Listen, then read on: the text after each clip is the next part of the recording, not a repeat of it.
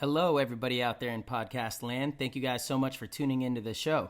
This episode is brought to you by Transfuse. Transfuse is the only all-natural electrolyte drink that you guys need to have in your cabinets. We love this stuff. We've been using this for an entire season now. This stuff is amazing. I feel great when I drink Transfuse. I drink it every single day. I don't go a day without putting a packet of Transfuse in my water. It's very easy, very portable, easy to travel with, and delicious to drink, which means that you're going to love drinking it and you're going to drink more of it, which is going to be incredibly beneficial to your health. Has magnesium, potassium, sodium, which are all amazing for proper hydration. It has zinc, vitamin C, vitamin B, and choline. These things are incredible cognitive enhancers and immune boosting formulas that you don't want to miss out on, especially in times like this. I'm telling you, I drink Transfuse every single day. I love it. Tyler does as well. Anybody who has tried it has been just pouring with great feedback back to us.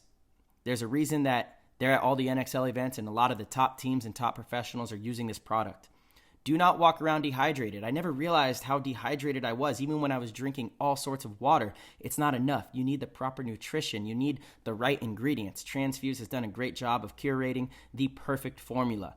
Transfuse is absolutely spectacular, and for all of our listeners, there is a special deal for any Play the Game listener. If you head over to translabs.com, that's tranzlabs.com, and use code PLAYTHEGAME at checkout, you will get 10% off. If you subscribe, which means they auto ship you your package every single month, whatever you want, whatever type, whatever flavor, whatever electrolyte formula you desire, they will give you an additional 11% off. So it becomes a 21% discount exclusively for all Play the Game listeners.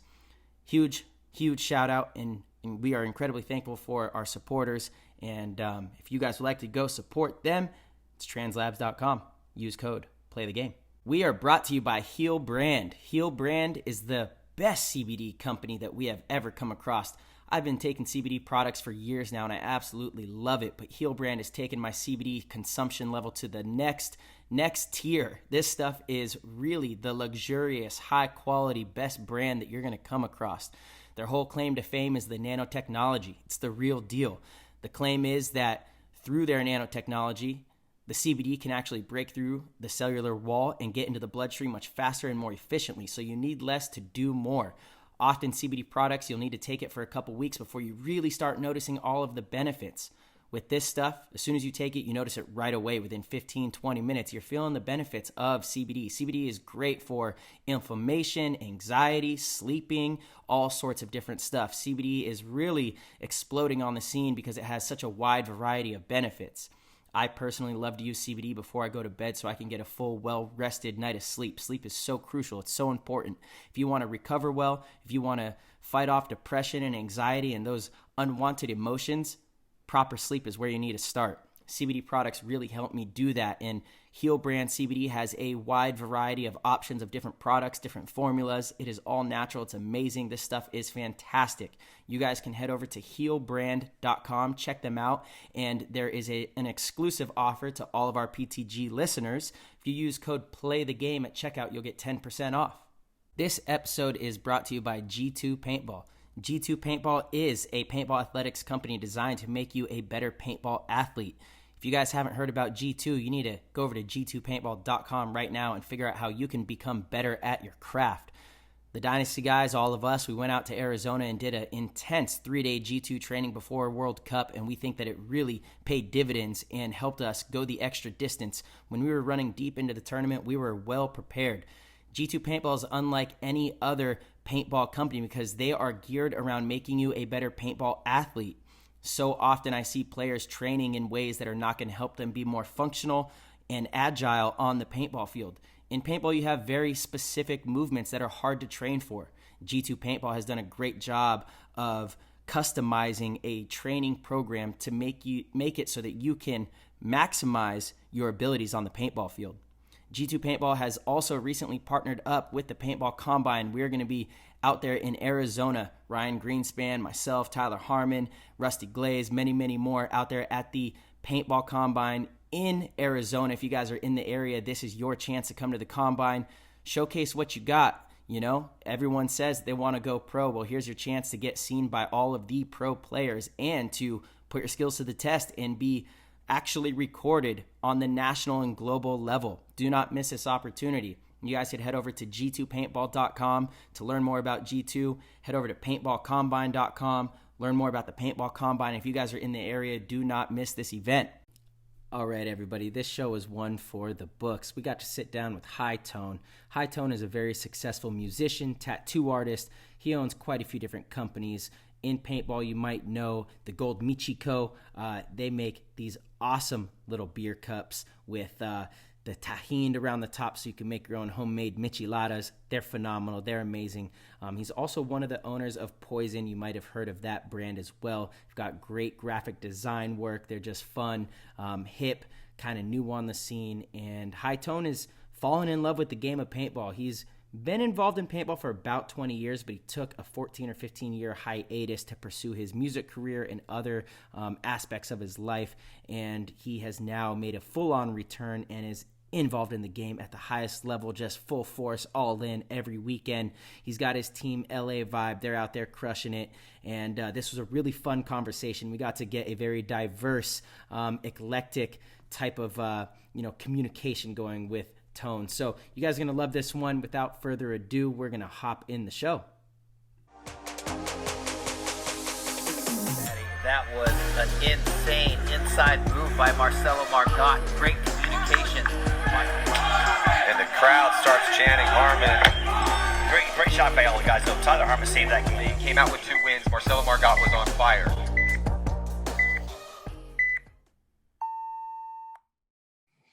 All right, my man Tony Valenzuela, also known as High Tone, in the building over here. How's it going, my man? Man, blessing, man. Woke up today, enjoyed some, good practice, and I'm here with you guys. I mean, what could be better? You know what I'm saying? Yeah, heck yeah. Where were you practicing at? We were at Victory. Me and my best friend, partner, and some of my companies. We went and practiced with Dizon, and from the heat, and it was another opportunity. It was like filled with just blessings today, bro. Wow, dude, that's insane. That's awesome. Yeah. And how did it go out there? It was rough we divisional it feels like divisional, players we run points, but we don't drill and train like you guys, you know what I'm saying? So it was a dope experience for me and Hirsch to like really see the different levels of like training, not even just playing, That's right. And hey, real quick for all the listeners, just to give a little bit of background, Tone over here is a well-established musician, very successful outside of paintball. I believe you also own a tattoo shop, entrepreneur, and you fell in love with the game of paintball, and now you've got a full divisional line, LA Vibe. Shout out to all the Vibe guys. You guys are out there grinding all the time, trying to work your way up through the ranks. So this is a perfect episode for divisional players to really get the insight from another fellow divisional baller that's trying to work their way up the ranks. And you had, like you said, a great opportunity today to go train with some of the pros, which is super badass. I know, like you said, Ronnie and Yaya, you guys were out at Victory Paintball Park here in Southern California. Were you guys doing one-on-one training? I'm curious to see it because I know they're preparing for the ultimate shootout kind of thing. Is that what was going on? I know Ronnie's preparing for something like that. So we definitely ran some 1v1s and got shot up and stuff. But so we did that. We did some off the break stuff. We did running and gunning. He kind of just like floated us through like a cool day of just drilling, Cool. And you're right, dude. There is a science to the professional league training process, right? That most divisional players probably aren't at the level of even just the practicing or knowing how to practice. And there's a lot of layers to that, like you were saying. And actually, I just saw on Instagram, Ronnie is playing in the Ultimate Shootout. They just dropped that news today. So shout out to him. Yeah, it's going to be a fun one going out there. I was hoping I didn't release no info that I was. No, you're good. They just dropped that today, and that's going to be a fun one out there. You also own a alcohol company too. You guys have the Gold Michi, Sancho Gold, El Juego. You guys are deep in there. And for the YouTubers, he's holding up that Gold Michi right now. They're delicious. You can find them at all your local grocery stores in Southern California, NorCal too. We're going up to NorCal, but we just did Portland. Nice. Yeah, so we just kind of went that way, and then So soon Texas, Chicago, we're gonna be working out that way as well. So, but it's yeah, definitely a Southern California based company that's yeah. expanding nationally. You know. So everybody go support, go buy the Gold Michi. Sancho Gold, that's the beer. They have El Juego. Go try these out and support Yeah, my man and over you here. could, you don't, if you don't drink liquor, you can, throw transfuse in your cup. You can throw That's right. Gatorade in your cup. You can throw Yeah. Arizona iced tea in your cup. Like, it's Yeah. that cup isn't a 21 and over cup, which is the real Yeah. Exactly. thing for Yeah. that cup. You know. Love I that. was just gonna say, for people that don't know what the gold Michi is, it's like, a Michelada. If you haven't had a Yeah. Michelada, you're missing Yeah. out. That is some bomb stuff. And what's so cool about your guys is like, exactly, it's just the cup with the is it called tahine, right? It's a tahine. It's It's a our tahine. recipe, but it's tahine on the rim. Like, that's Okay, Okay. gotcha. Yeah, totally, right? And so you could put any beer you want, or like you said, if you're under 21, you could put any sort of liquid beverage Transfuse. in there, some transfuse in exactly. there. But I love I Yeah. love the cup you guys have, dude. Yeah. Honestly, a shout out to all the listeners. Tone here has some transfuse. He just pulled it up in the Yeah. video. Transfuse is taking over. Everyone's drinking it. I love it. I Big hope time. everyone's reaping the benefits. But That's dude, we right. need to get some of those gold michis over here, dude. Yes, I got Hell you. yeah. Saying, You guys Dude, are fully sponsored. Play the game is hey. fully sponsored by Gold Michi now. there we Let's go. I love go. it. Yes. Dude, Hell you yeah. actually you dropped me off like 6 of those Gold Michi cups at a practice one day. I'll never forget it. Thank you so much for that. Me and the wife enjoyed those immensely. I actually have the Gold Michi background for my YouTubers. You can see their little logo in the back here. Yeah. Hell And we yeah. got mad love for you. So thank you so much for that. Appreciate it. 100%. Yeah. So Tone, man, let's kind of talk about your first exposure with paint. How did you get involved with the game? Because for me, I we might have met 6 months ago, maybe a year. Oh no, it was before. It was before Yeah. Corona. So this last year flew by. But Yeah. it seems like you kind of, from my perspective, popped into the scene and were all in from day one. Yeah. I'm sure that's just the tip of the iceberg, and I have no idea how you actually started and got involved. So I'm very curious. So, mom and dad divorced. Mhm. Ended up having a stepfather who became more of like my father figure than my real father. Okay. Wow. He was into paintball. So, Awesome. um, What was his name, if you don't mind me his asking? name was Bruce Jones. Shout out to Bruce. He's Yeah, from shout out Bruce. Inglewood, Long Beach area. Shout out to Hell yeah. Yeah. everybody out there. But Yeah. I was a little knucklehead when I was a kid. I was skateboarding. I was, my mom and dad just split up, so I was getting involved in things I shouldn't have, and I was a really good baseball player, and I was into that. But that was Wow. through my father. So when that happened, it kind of led me out of the game of baseball. Mm. And my stepdad just invited me out to play, and when I shot my first person in rec ball, it was like I just fell in love with it. I think I was like Yeah. maybe 13 years old, somewhere around there. Wow. But before he actually took me to a rec ball field, he put me at, like, we lived in an apartment, and he sat me in like a carport, and he's like, I'm gonna shoot you because I want to make sure you understand this is not you're Yeah. gonna get Game. shot out there, bro. Yeah. You know. And I was just sitting there like, okay, and I just fell in love with it from there. There's no other sport like it. I tell everybody that Yeah. I come across, man. I mean, no disrespect to football, baseball, basketball, tennis, golf, whatever, but there's just a different type of energy and a Yeah. different type of separation of reality when Mhm. you're on that paintball field. That's no doubt, dude. Absolutely. It's the greatest game in the world. And like same thing, like since we were kids, just hooked. As soon as we started playing, it's just a done deal. You can't get out of the game. Yeah. That's amazing. Yeah, so Marcelo, back to that. I don't know if you want me to elaborate a little bit more on. So I played a couple years. Got out of high school. Me and Hirsch actually owned a paintball store called Extreme Paintball, and it was in Upland, and he bought that off of Brandon Lamberson. I don't know if you Oh, remember. Oh yeah, wow. old infamous player. Oh Elam. yeah. Yeah, So okay. he Yeah. took over the store from there. Me and Hirsch worked on there. We were playing little divisional tournaments, and then my Nice. music career in '04 really took off, and I went on tour.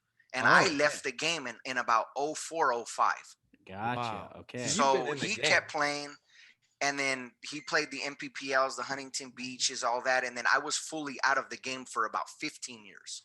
Wow. Gotcha. Okay, so And that makes sense because it's weird because like I said, it seems like you're heavily rooted in the game, but then Yeah. it was like all of a sudden you just pop back into the scene and we're here all the time. See you always at the field. Again, yeah, you've got like the whole crew coming out. You guys are great for the sport, man. It's just you guys Thank are you. exciting. It's exciting to be out there. It's like I love divisional teams that are just enthusiastic about playing as much paintball as possible, right? Big Like time. that's so badass because we were all there too. You know, like that's Yeah. how Tyler and I growing up is like Yeah. that is the future of the sport too. So okay, Yeah. it's making a little more sense now. You've been That's in the cool. game, dude. You've been in the game Yeah, for a long shit. time. Wow. Yeah, there was a break, but I mean, it was always a love of mine. You know what I'm saying? Okay. So when we finally financially got on our Yeah. feet and got a little older, and Mhm. we were missing something a year and a half ago. Like there was something missing in our lives. And me and Yeah. Hirsch picked up golf. I would hoop at the gym. Like I would always try to find things that were competitive and Yeah. athletic. Yeah. But You don't there want was it just on the basketball court, Tone. nah. You don't want Hey, that smoke, my man. I just got a nice mid-range jumper. That's all I got. All right. You Ice better like that. you better be able to defend the three. That's all I gotta say. Shoot. Okay, Curry over here, baby.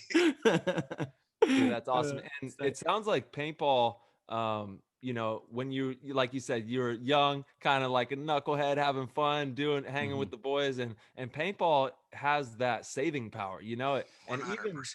even today, as an adult, whether you're a kid or an adult, it has that saving power. Where when you pick up that marker and you go and you step on that field, like you said, time and space evaporates, and you are just sucked into this vortex of paintball, and it's all in, man. It's the best.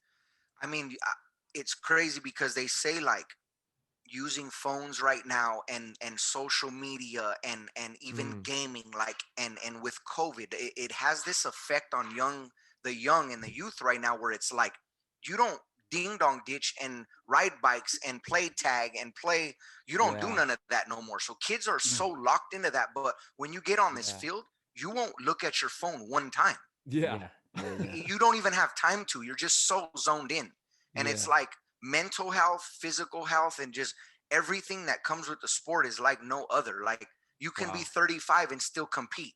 Yeah. You know what I'm saying? You can be 15 and compete. You know, Mhm. you don't need to be drafted by a pro and have all these. You're just playing a game you love and eventually hoping to go up, you know? Yeah. I love that you hit on that point, dude, because you're right. There's a lot of mental health issues going on right now, more than ever with everything that's going on with the pandemic, and people have been inside way too much. You know what I'm saying? And paintball provides that safe outlet. I think moving into the future, paintball is going to explode across the planet because it's one of the few sports that we can safely play now with everything that's going on. And thank Yes. God for paintball. It's a lifesaver, man. If Yes. if you know somebody who's going through a hard time, take them to the paintball field. Let them get outside and get some fresh air and blow off some steam, because I know that we all have a lot of things going on inside of us, Built and up, yeah. we're humans, bro. You know what I mean? So we have emotions, and we have a lot going on, and we need to have a release. You can't be locked up all day, and paintball provides that. It's a miracle. It really is. Miracle, bro. It is, dude. It's Straight funny up. because I think so many players have similar stories. And I think that's also partially why we always talk about this. There's something about like when you meet another paintball player, you're almost like instantly connected with each other. You know, you have this like, you play paintball? Okay, we're on the same side over here Yes, because yeah. the game has like truly been an outlet and something to kind of save a lot of people from going down certain paths. And it's been this game that's like this source of joy for a lot of people. And that's, again, that was a big reason why Tyler and I wanted to start the show, right? We want to share that story with people. We want outsiders that have never heard of paintball to maybe listen to an episode and be like, I got to go try this game. Like this, it sounds like it's changed some lives. I want to go try this game, right? Like, what's the Because hype it on has, this? yeah, exactly. Because the hype is real, man. It truly is. The game is just so fantastic, dude. Yeah. Big time, man. So how is everything out in your area? Can you let us know where you're tapping in from exactly? And how's everything been? Hopefully you guys been staying safe and staying well out there. Yeah, so born and raised in Covina 626. I'm gonna shout my city Let's out right now. go. 'Cause Yeah. if your city ain't messing with you, then nobody is. No, That's but it, baby. but yeah, so we're right here at the Poison office in Fontana, California, which is like the Inland Empire. And Okay. that's where we're at. But as far as everything going on, with the COVID and the shutdown, it's Yeah. kind of like how it is everywhere. It's up and down. It's hit or miss. There's some businesses that are open. Some are takeout only. I mean, Yeah. it's a rough time for every city, every state, every human being as far as that right now. Yeah. For sure, dude. Yeah, it's been so crazy. Everybody going through it. Stay strong, and let's all support each other through this madness that's been going on. Yeah. Big Well, time. shout out to the Yes. 626 Covina. There we Yeah. go. 100%. So Tone, so you also are involved with Poison. I know Tyler and I we're unsure. Are you an owner? What do you do there? Me and my boy Hirsch own Okay. Poison. Awesome. Okay. You and Hirsch are making moves together. Yeah. Yes. That's funny. my 25 plus year best friend, bro. Wow. There we One go. of one of my best friends from middle school. I go play golf with him all the time still, but his we call him Hirsch as well. His name's Hirsch. Brett Hirschman. So Yeah. we call him Hirsch. Shout out to Hirsch. Shout out to the double Dude. Hirsches right here. Yeah. Shout out. Poison's been blowing up. You guys are Yeah. making some steezy gear, my man. you. Thank you. You got the salsa lifestyle going on over there, Yeah, huh? Chili boys, baby. Let's go, Chili boys. Yeah. So kind of talk to us about Poison Paintball and how that all came to fruition and what you guys are doing with it. So Hirsch, we were just talking about him. We've been friends 25 plus years. Me and him started a company in 2003 together, which was like a fashion, streetwear, urban type of clothing. Dope. So me and him have always been involved in business. Yeah. We have, through over the years kind of went our own direction as far as music, and then he stayed in fashion and I went to tattooing. Yeah. But we've been family since day one. He went to work for Ed Hardy. He is one of the dopest No way. designers like that you would ever Okay. meet, and Wow. so we have that on our side with Poison. We're like, Yeah. I put him up against any designer that's designing any type of jersey or any type of thing, which feels Yeah. dope to have a partner like that, which Yeah. his skill set is just so dope in that way. Damn. Cool. That's a heavy But we came to the sport and we jumped in and we felt back in love with it. It's like riding a bike. Yeah. You never forget that feeling and that way to play. And Yep. we were like, everything we've done in the last 12 years, 10 years, like, could we bring it to the sport and get the fan base that we've created out of this world come into this world and maybe save people and get people out of depression and get a little healthier? And that's all we did is we took our relationships, our resources, our knowledge, our style, and that we used in fashion and music. And we're like, I feel like the sport needs it. Like, Yeah. there's so many beautiful and great companies doing great things, and we won't be able to even compare on that level right now. But we just wanted to bring what we were good at, and that was style, and Yeah. quality manufacturing that we've gotten over the years. Love that. So he was Fantastic. running with Ed Hardy too, huh? He was one of their top designers. He Wow. designed for Xavier, which was a big company, Yeah. 8-10 years. Like, Yep. so he has a very big designing background, and Wow. which led to great relationships with manufacturers, Of course. Absolutely. And Shout our out- goal was just like, come in divisional. Yeah. And I feel like divisional players are who buy paintball gear. We know that. You're not Of wrong. course. Yeah. We know that. Yeah. You know what I'm saying? Like, you guys are blessed to be sponsored and Yeah. taken care of greatly by big companies because you've worked your asses off to get there. You get me? Mhm. We're Yeah. just players that pay to play because we love it. So we Yeah. were like, bro, let's hit the divisional team and our side of things and come in with the storm, Yeah. Heck yeah, dude. I like Love the jersey you guys have with the chains on them and stuff. Oh, that's the retro Rage jersey. Yeah. Yeah, dude. Yeah, Yeah, it's Rage tight. did it, and then also back in the day when I was just a kid, I was like 13 or something like that. When Cap Factory had those red Uh-huh. jerseys with the gold chains. Oh, those are the nastiest. Next jerseys. level, bro. Yeah, Those are dog. tight. Yeah. To this day, those are still the hardest jerseys out there. Yeah. Yeah. Yeah, shout out to Mouse too. I know Mouse has been sporting your guys' long sleeves when we've been playing the Yeah. last couple weekends. Alex Yep. Goldman. He also coaches your guys' team in the WCPPLs, right? He did. He coached Yeah. this finale. The Yeah, last okay. event, came Gotcha. out, practiced, coached with us. Man, the love we're getting from you guys is, I mean, Yeah.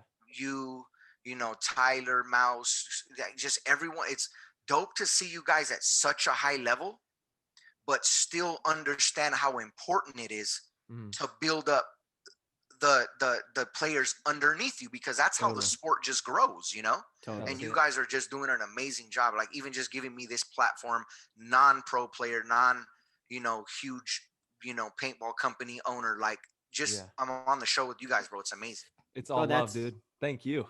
Yeah, Doug. That's the magic of the game. Yeah, and exactly. Yeah. Tyler's right. It's all love. Like that's the magic of this sport. And that's what we, in the hours of conversations that Tyler and I had, hours that turned to days or nights, whatever, before we started this, the amount of time we talked about what we're going to do and how we're going to do it, we wanted this to be about players like you, For the culture. yeah, for the culture, man. That's a real thing that we put in place, man. It's for the paintball community. So, we want everybody on the show, because there's tons of great stories. There's tons of people that need to be built up in the game. You know what I'm saying? Yes.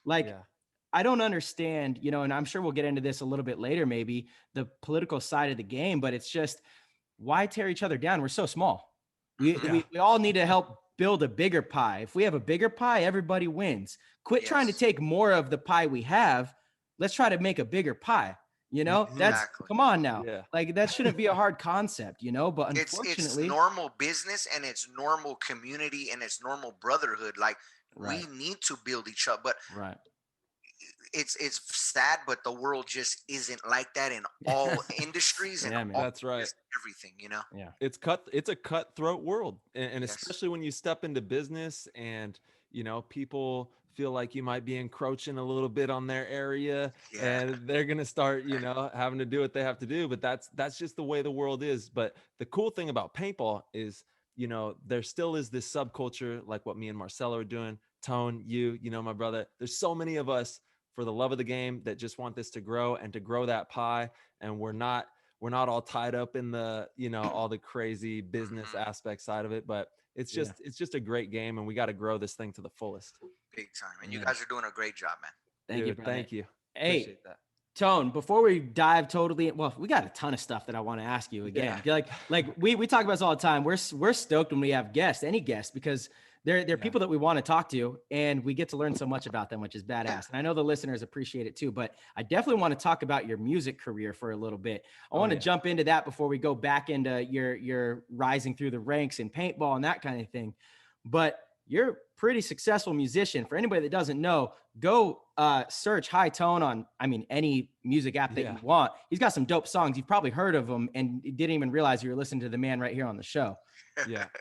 Go search Hi HI-TONE and go get your thump on and listen to some High Tone right now. Yeah, 100%, dude. Yeah.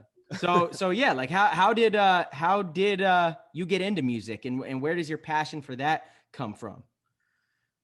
I feel music is something you are born with. You know what I'm saying? I know you can learn instruments, but when you come to being an entertainer and like an artist, I feel like it's something in you. Whether you find that at 8 or you find that at 18 or 23, you're gonna find it if it's in you. You know what I'm saying? And I had always just been like, my cousin, he was like really close, like with the whole West thing and Snoop and stuff like that. And I remember writing verses, and he would come and he would pay me $20-$50 to write a song for one of his homeboys who was doing the music, because they didn't have that writing ability. They just wanted to rap, So then I learned that. Hold on. So you might have wrote some verses for Snoop? Is that what you're telling me right now?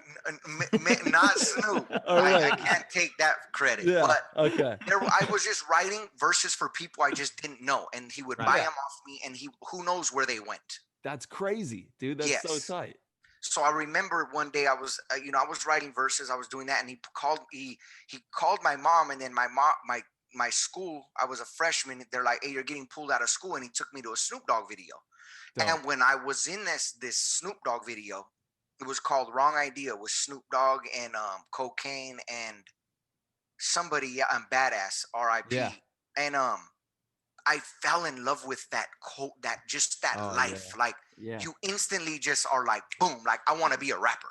Yeah. I want to be an artist. Like I want to be Snoop. Like, and I just like anything I do, where I just went full force with it, man. And love that.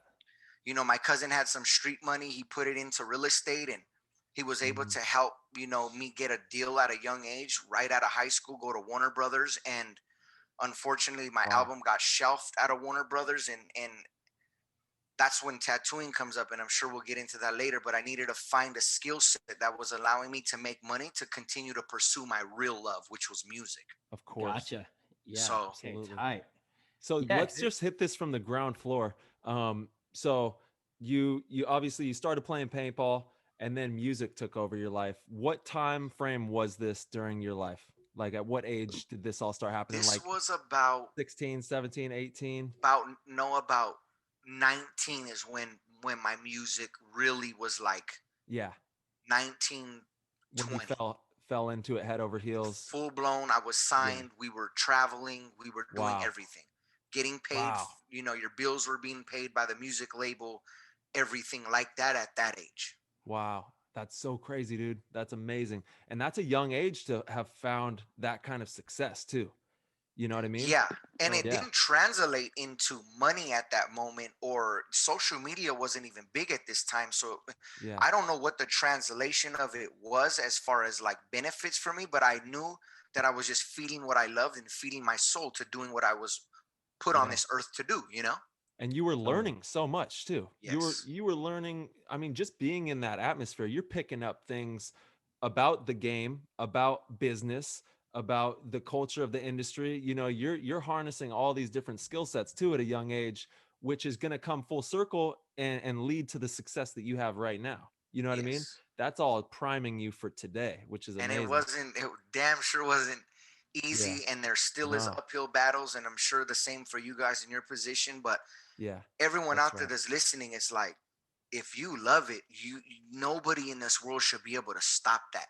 If it's in you and that's who you want to be, Mhm. no, don't let nobody or nothing come in between that dream, because the day that you quit is the day that your dreams flop. And that's on you. You feel me? It's on nobody else. It's on you. That's right. I love that, That's man. powerful, dude. There's some major Powerful. parallels there with paintball and players that are pursuing a paintball career. For you with music, you pursued tattooing so that you can make money to support your passion. With paintball players, there's often similar. It's like you're gonna have to, even once you achieve the highest levels and can be pro, you're gonna have to do other stuff as well, likely. And so there's a lot of parallels there. Did you say you were a freshman when your stuff first got shelved with Warner Brothers? No, I was a freshman when I went on that Snoop video and fell in love, but I was about 19, 20 when they shelved my album. Gotcha. Yeah. And that's when you started reaping the benefits a little bit and being able to make some money through your passion. Is that right? No, didn't start making money through music just up until maybe 5 years ago.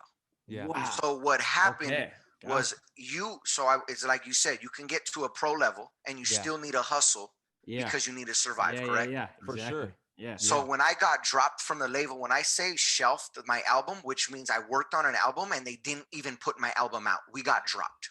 Wow. Oh, gotcha. Okay. So you're completely at a high, and then you're like, I'm nobody now. Like, who am I? Like, I'm not signed. How am I going to record music? It's $100 an hour to record. It's, back then, $2,500 to shoot a video. So that's when I got into the tattoo business, because I knew I needed a craft that brought me cash to go record and go shoot videos. I see. And from that moment, I went fully independent.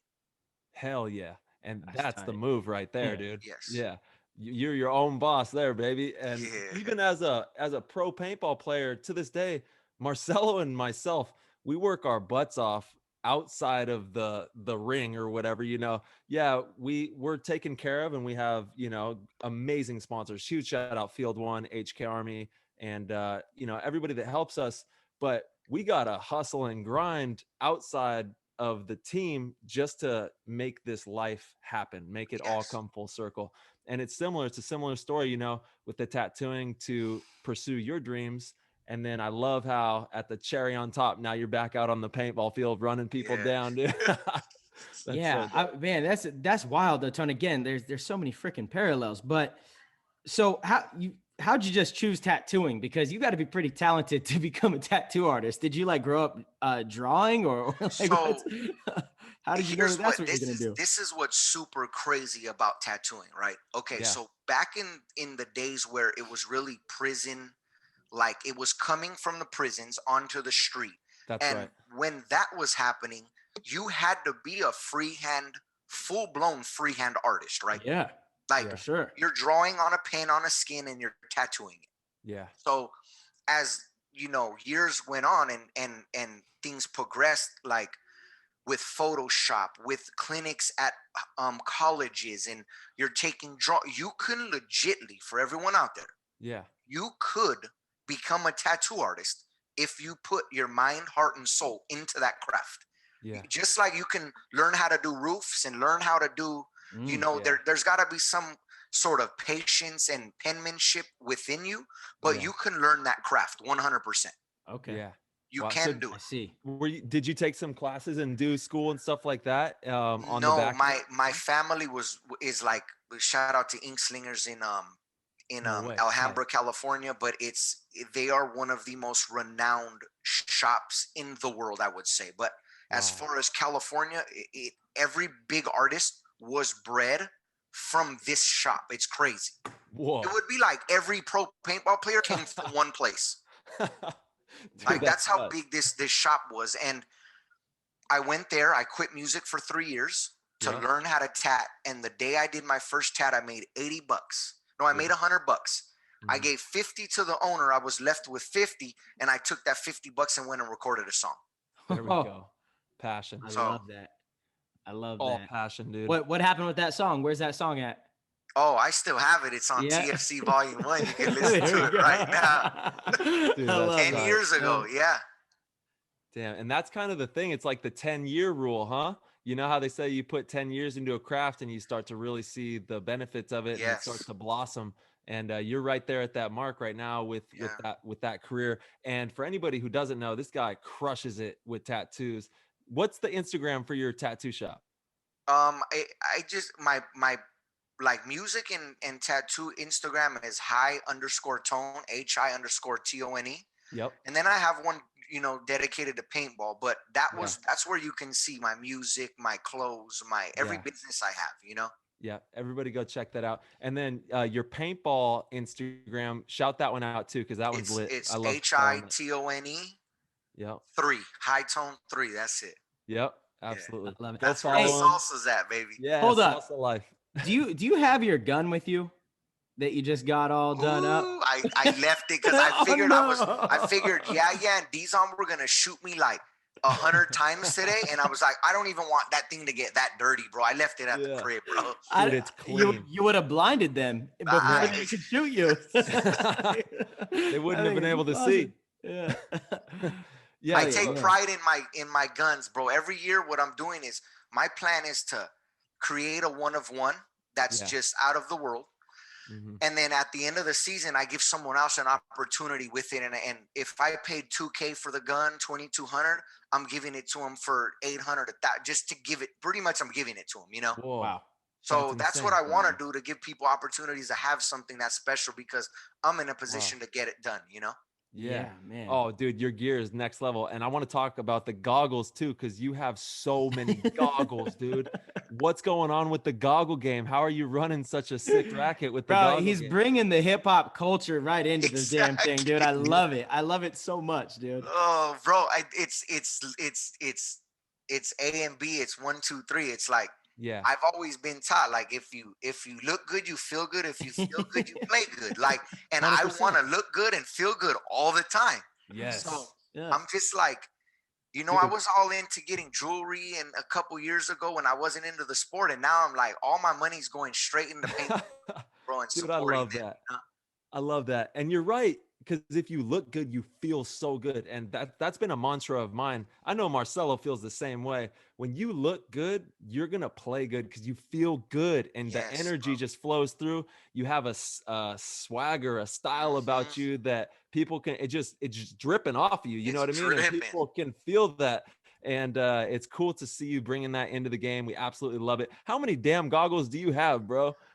I think I just counted, like, I have about 19 OG masks that are all, OG.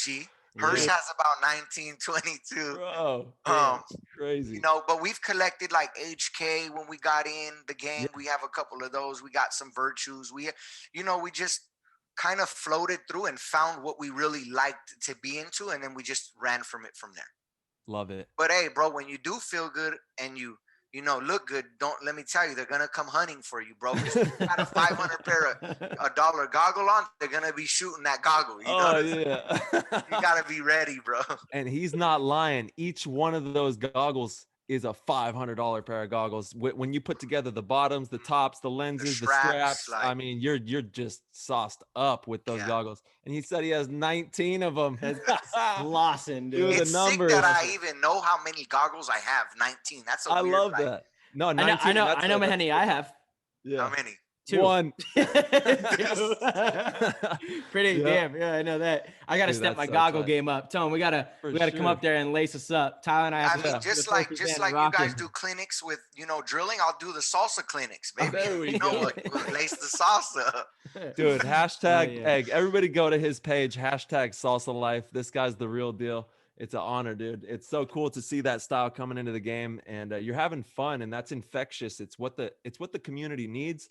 And it's just a great organization. Even the name, LA Vibe. You guys are a whole vibe, and everything that you guys are bringing is so special and amazing. And we commend you. It's all love from the PTG fam over here. Hey, all day, baby. Yeah, absolutely. Yeah, 100%, man. All right, so I want to dip back into the tattooing and kind of talk more about that and your shop and where people can find that at and what's been going on with that.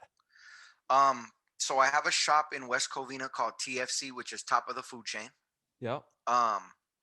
And it's basically it's like a storefront and then private studios in the back. So I work with one. I came from a shop where there was like 7 to 10 artists, and it's always cool to like learn that part of that like game, because you need to be in the griminess and the people walking in and the crazy stuff that happens in a packed shop like that. But as you get a little older and more in the game, you want privacy.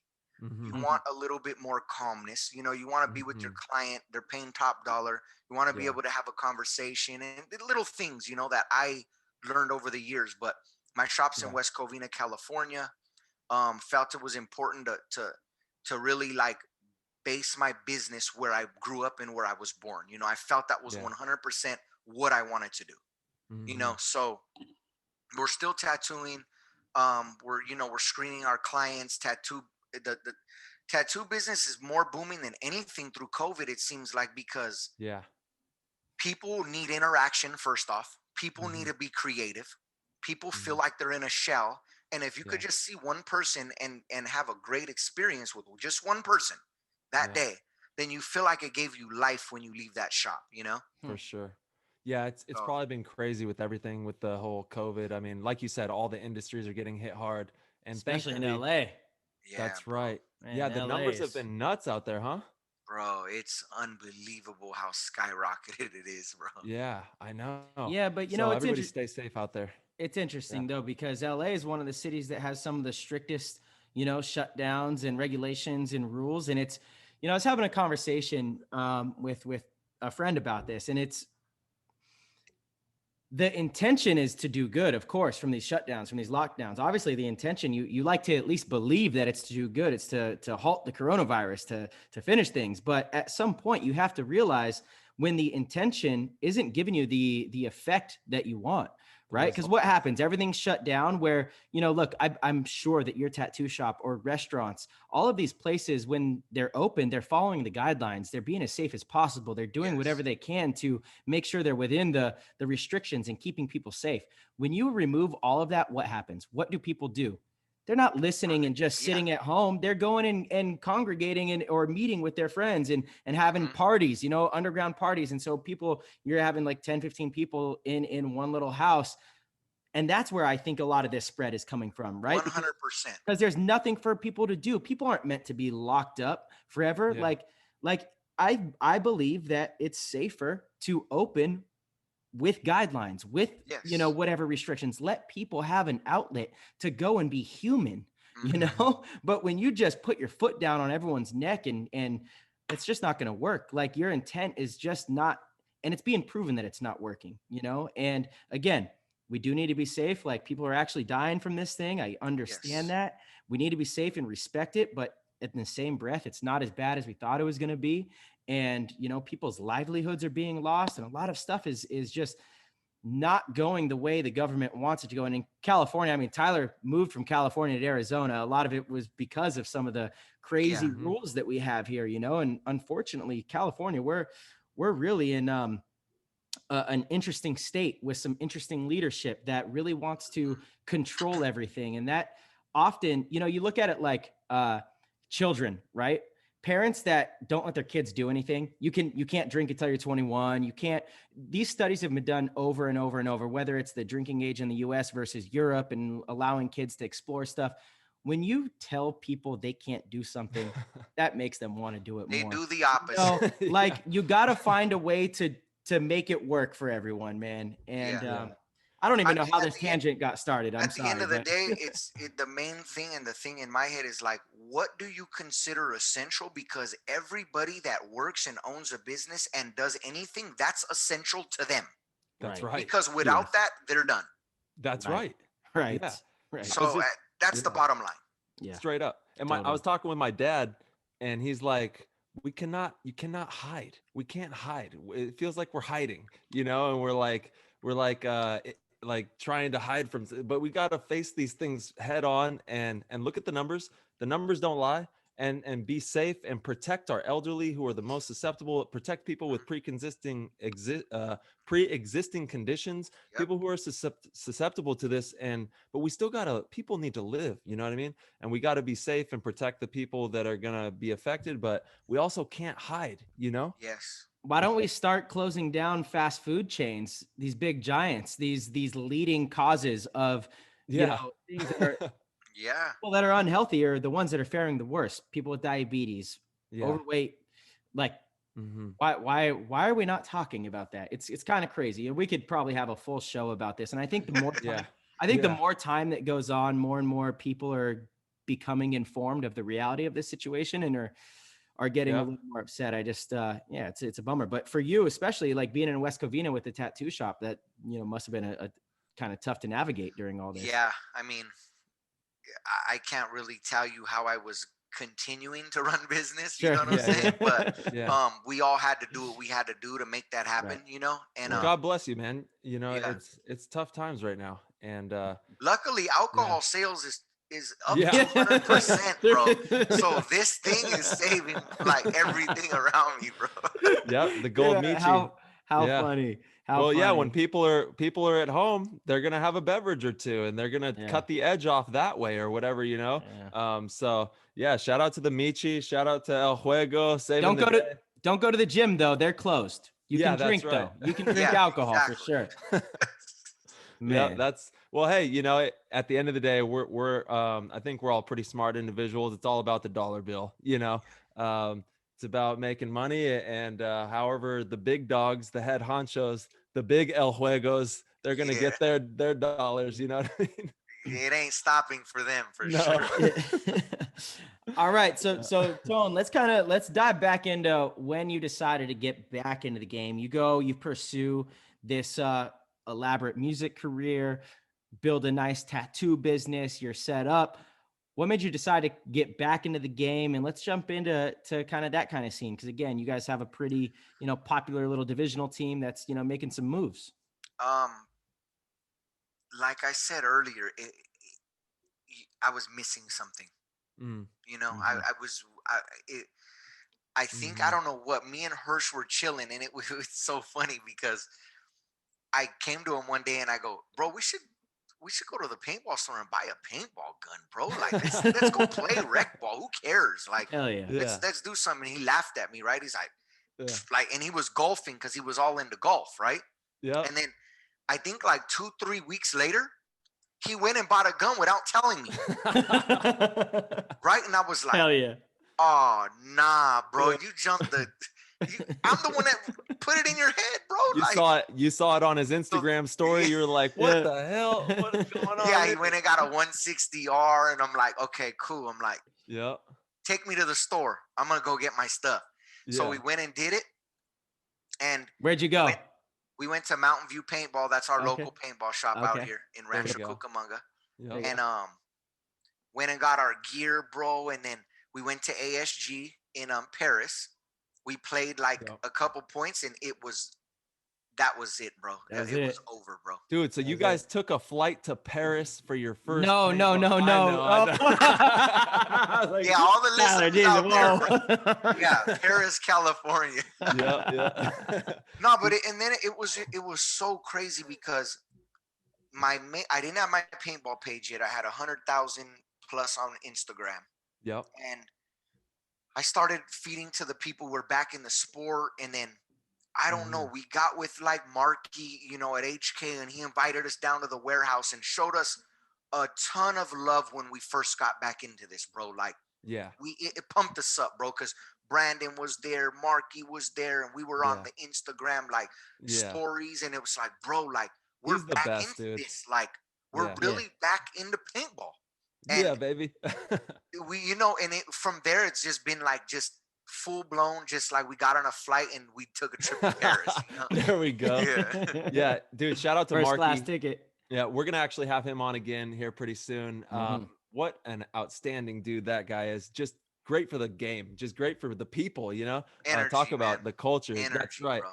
He always tells me, he's like, Tyler, I don't care about anything else but people's energy. And that's what he's just all about, the energy. And talk to me about that first day when you got your gear, how juiced you were. Bro, I looked like a straight noob though, dog. Like cause I was like, bro, I like the color pink. Like I wear a pink mask today, right? A JTOG, and I went and got a white EVS. I got a pink HK jersey, HK pants, pink cleats, and a pink loader. And I still have it on. You scroll down, you're gonna see it. It's the first picture on my gram. I left it up because I wanted to see the progression of the sauce, and then we went out there, we played, and it was almost like, I keep saying, riding a bike. Like your skills weren't completely there, but you knew what to do, bro. You knew to get to your bunker, stay alive, shoot someone, and get excited, and it was full blown excitement, bro. Absolutely, man. So so as a divisional player, obviously you want to get better at this game, just like all of us, even us as, professional athletes, we want to be the best we can be too. And we're always pushing the limits on that. What is the biggest thing that you see for your organization that you guys can work on? What are some of the hardest things to work on as a paintball team for the listeners out there? In divisional? Yeah. It's 100%. We get 1 day a week, and we play with 15, 20 other teams. Yeah. And you play 1 point, and you really don't have a place to do the things that we got taught today, drilling. That's right? And doing these pro type of clinic. But that's where like BKI and all these things, those are very important to the game, because people like divisional players that are playing 1 day a week can go and take their game to a whole nother level. But I feel like that's where it is not getting enough playing time. Yeah. Not getting enough experience on that field, Yeah, totally understandable. Because for us, whenever we practice, we get the whole field to ourselves for the weekend. You know what I mean? Or we'll be flipping off with the team. Like they'll go on a set, we'll come back on the set. 100%. But yeah, dude, totally. As divisional players, you guys, every one of you guys out there has to share that field. And like there's 10, 15 teams that are all fighting for that field time. Yeah. So you're just not going to get those amount of spins. And Victory does a great job, bro, of like limiting teams and doing like a dope rotation where you're not playing the same squad every time. Like they, Fran over there, and they do a great job. But the question you went back, shout out to Fran, is simply just the time to play, bro. For sure. We don't have that much time, and most divisional players or teams don't have a coach or any type of leadership. That to me is the big one. Huge, bro. Huge. Because even if you do have the time, you don't know what to do with the time, right? And that's why a lot of divisional teams will bring us in to help. And they're like, wait a second, you guys do this on the layout to figure out how to play this? Or even if you're playing a league that doesn't release layouts, there's still so many different types of drills that you can do to build team cohesion and individual skills, team skills, all sorts of stuff. You don't need a layout. But I mean, that's interesting. Why do you think you guys only play 1 day a week? And actually, real quick, Tone, what division does your guys' team play?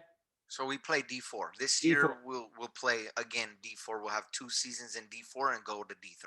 Nice. Gotcha. Is the 1 day a week more of a money thing, you think? A time? Like what's the reason for 1 day? Because I fields think are for open Saturday and most Sunday. divisional players, it's 100% financial. Sure. Because Yeah. you might have a guy or two on your team where he can play Friday, Saturday, and Sunday. But if you don't have your squad out there, what is that doing for your squad? Yeah. What's sure. the most expensive thing about the weekend? When you're getting into divisional paintball, it's 100% paint. Paint, right? So what about this? 'Cause this is something that we've talked about quite a bit, and I agree with this concept. You have one or two guys on the team that can play Friday, Saturday, Sunday. Maybe they're the front guys though, and it's often the back guy that's like, well, shit, I got to shoot 8 pods a game, Yeah. bro. Like I can't afford this.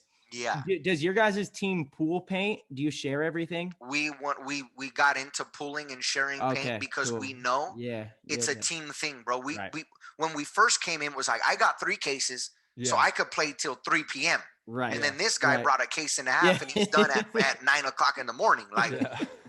like Yeah, exactly. understand pulling paint, finding the guys that are financially a little more stable and helping Yeah. with the load. So Yeah, me and yeah. Hirsch and a couple guys might, buy 5 cases for the day, and this guy might buy Right. 2, but it's a team thing. Right. Yeah. Because right. when our day's done, your day's done too. Right. Yeah.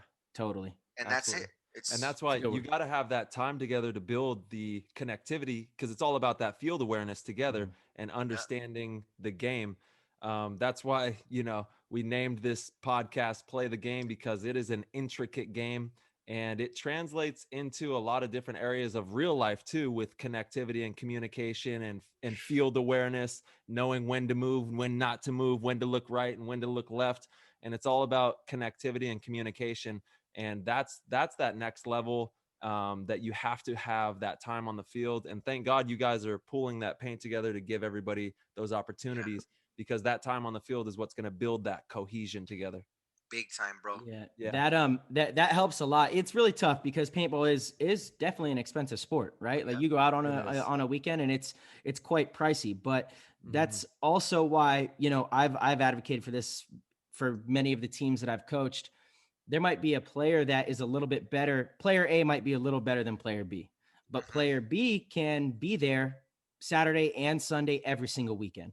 Yes. I'm taking player B because, guess what? We get to spend more time together. We get to play more. We get to grow a little bit more. And it's the unfortunate reality. It does, it's a little bit of a bummer, but how do you get better at something? You do it more. So I need people that can commit and play more and do more, whatever it is that I'm trying to do. I'm going to always go with the person that could do it more. Right. Yes. Because that's how you're going to get to the level that you want. And it's an unfortunate reality, but that's the reality of life. It's not just paintball. It's a lot of It's things. everything. If you want to be good at golf, guess what? You got to spend a lot of damn money going to the driving range, going to play like on clubs. I mean, if you want to get good at snowboarding, a lift ticket to Big Bear is like $125 for 1 day. You know what I mean? That's 1 day, $125. That's more expensive than paintball, And so think of the hours and the time that you got to put into that, And so I do see some divisional teams making mistakes and not being realistic with themselves. They put together a team that can't practice as much as they should. And then they question why they don't get the results they want. Guys, look, I mean, you're not built to play enough to get better than your competition. It's not that hard of a formula. But it is Look at my man Tone. He was at the field today. It's Friday. He was at the field today, practicing against 2 of the best players in the world, Ronnie and Chad from Houston Heat, putting in the time, clocked in, because he's got the passion, he's got the heart, he wants to win, he wants to go to those next levels. And if I ever hear that you are tired and you're a divisional player on the weekend and you tell me you're tired, you just run away, just go home, because you could have been working out or doing something during the week that doesn't cost you any money. Go to the park, do some sprints, do some jumps, do some push-ups. There's things that you can do that don't cost money that can be highly advantageous to you on that field. So it's all about your will and your passion. So to cap that, be like Tone, do what it takes, you know, do whatever you got to do and clock in and put that time in, whether it's at the park or at the paintball field, whether, you know. I think you hit it right on the money, because if we're divisional players talking about complaining about just playing 1 day a week, it's now your job off the field became more serious. Yes, so that's what true. are you doing? Is the diet correct? Is the going to the park? Gyms are closed, cool. Go to the park, do sprints, Watch film, whatever it is, bro. Put your mind in this thing where I want to be good, I want to be great, so I'm going to have to do the proper things to get good and get great, you know? That's right. Yeah, In anything, like Marcelo said, in anything you do. That's it. That's the nuts and bolts of life right there, you know? 100%. People are scratching their heads trying to figure out like the secret of life, you know? How do I do things? It's like apply yourself and be serious. Be serious about it. Yeah. I'm such an advocate about like people. I don't hate a lot of things, but I hate when someone says they complain, but then you say, well, what are you doing to change that? And they go, nothing really. Well, bro, like, it's not rocket science, dog. If you don't start fixing the things that you need to change, nothing's going to change. That's it. You could do it right now. All you have is this moment. You have this moment right now. So don't say you're going to do it tomorrow. You need to do it right now, in this moment, because it's all you have. The illusion of time is just that. It's an illusion. There is no such thing. It's a man-made created thing.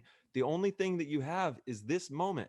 So if there's something that you want to do, if there's something that you feel like you're not good at right now, you need to start working on it. As soon as you shut the podcast off, go start working at it. Like, no, not really, you know, but keep listening to us. But it's that serious. Keep listening to us. Hey, there's no way they could shut this off. There's too many gems being thrown around. Like the motivation that's happening and the inspiration and just the things that are happening in this podcast right now are guaranteed changing people's mentality and lives 100%. Absolutely. We get messages about this and God, oh man, it lights my heart on fire when I get these messages from everybody out there, like saying that, you know, this really has changed the way that I view things, how I'm approaching my new business or how I'm approaching the paintball field. And it's such a blessing. And we're so grateful for all of you and to have these opportunities, because we're all in this together. This is Team Earth. This is humanity. This is us. You know what I mean? So we got to make sure we boost everybody so we can have the best outlook on life and reach our goals out here in this world. Yeah, man. Exactly. And it's about taking responsibility. I know, Tyler, you've alluded to this, said similar things. You know, we both have on previous shows, but the most powerful thing you can do is take ownership of everything that happens to you in your life, good and bad. You know, if you're not getting results you want, it's because of you. Take that responsibility. Even if sometimes it's not, just take that damn responsibility, because it's going to teach you. You're going to say, instead of saying, well, you know what? I did everything I could, but you know, that person just didn't give me this opportunity because of X, Y, and Z. If you remove that and you start just looking at any shortcomings that you have, any failures, anything that isn't the way that you want it to be, and you say, that's my fault for some reason and I can fix it. You're going to start finding solutions that you didn't even realize were necessary, you know? And there's a fine line there. Don't let that, you know, seep in and create self-doubt and depression and, you know, destroy your confidence, but use it as a tool to be able to say, okay, something's not working. Guess what? I'm going to try this approach. You know, I think I'm doing everything right, but it's not working for whatever reason. It doesn't mean that it's wrong, but it's not working. So I'm going to try this approach. You know, like once you start taking ownership in that way, things get a whole lot easier, because you just continuously look for solutions rather than excuses. 100%. And that is so damn powerful. It's empowering. That was an amazing thing you just said, Marcel, because taking responsibility, just that alone, bro, that sentence is like, could really change your life. You know what I'm saying? It's empowering when you do that, because then all the excuses and bullshit go right out the window, you know? Yeah, exactly. It's on you, baby. That's it. Yeah. Hey, I got a question, Tone. Looking back to like when your music got shelved with Warner Brothers, did you look at it and say, they just don't appreciate my work? Or did you kind of change what you were doing? how did that process go? How did you go from that time to then, you know, you got some popular songs. Tory Lanez was on one of your songs. You know, like you've got some cool ass Nipsey shit. Hussle. I did a song Nipsey, with dude. Nipsey Hussle, bro. Damn. R.I.P. Nipsey. Like, we'll get into that session. Yeah. We can talk Hell about yeah. that. But Please. back to what Marcel was saying, it was like, Whoa. I think I always just, when something didn't work, I just didn't stop trying. You know, Yeah. and Yeah. Nipsey even said this in one of his last songs he ever recorded. He's like, there's nothing different between me and someone doing it or someone that's going to do it or on my same journey. The only difference is I didn't quit. There's only one difference. Is did you quit or did you not? You know what I'm saying? Like, 100%. And that's where it came when I got shelved. Money wasn't coming in, and I had no resources to record music. And it was weird because I was in a group when it was a group thing. Yeah. So I didn't take it where like I wasn't good enough. I just took it as like the group just wasn't meant to be. I'm going to do it myself. I'm going to prove to myself that I was always great enough to do this, you know? I see. Yeah. And that's where the fine line was. Wow. And what was the name of the group? I want to know that. The group was named Generals. Generals, dude. Yeah. Dude, that's hard. Yeah, it was called Generals. I love that. I thought you were going to say the Chili Peppers. Hey, bro, I should have, man. Hey, he's the real red hot chili peppers right here. Dude, so I want to talk about the Nipsey Hussle experience. Can you kind of take us into that wormhole and you know, tell us about that experience? Because he is an absolute legend. One of my favorite artists. Me and a lot of my paintball brothers, we rock with Nipsey and listen to a lot of his music. That last album that he did was he was legendary. right on the cusp, bro, of like, because the grind was there. It's that 10-year mark, and he was getting to that like where it was just gonna be an international like household name, and it is now. And it's sad that that type of thing comes after you're gone, and we can, you know, talk about that. But he was just a good guy, bro. Like me and him had a very similar grind. I would be tattooing at a tattoo convention, and Nipsey Hussle would be walking the tattoo convention handing out mixtapes. Dude, that's and nobody, it was like Bullets Ain't Got No Name Volume 1, Volume 2, and it was just like, there wasn't a lot of rappers walking around tattoo conventions, you know, back then and handing out albums, you know, besides me, because I had a stack at my booth, and everyone that came, I would give them a CD. Like, my whole thing was the more people that hear it, the more people that get an opportunity to listen, the more people that you might build as a fan. You know what I'm saying? So my whole grind was every album I did, I would press up 10,000 copies of my album, and I would give them all out for free.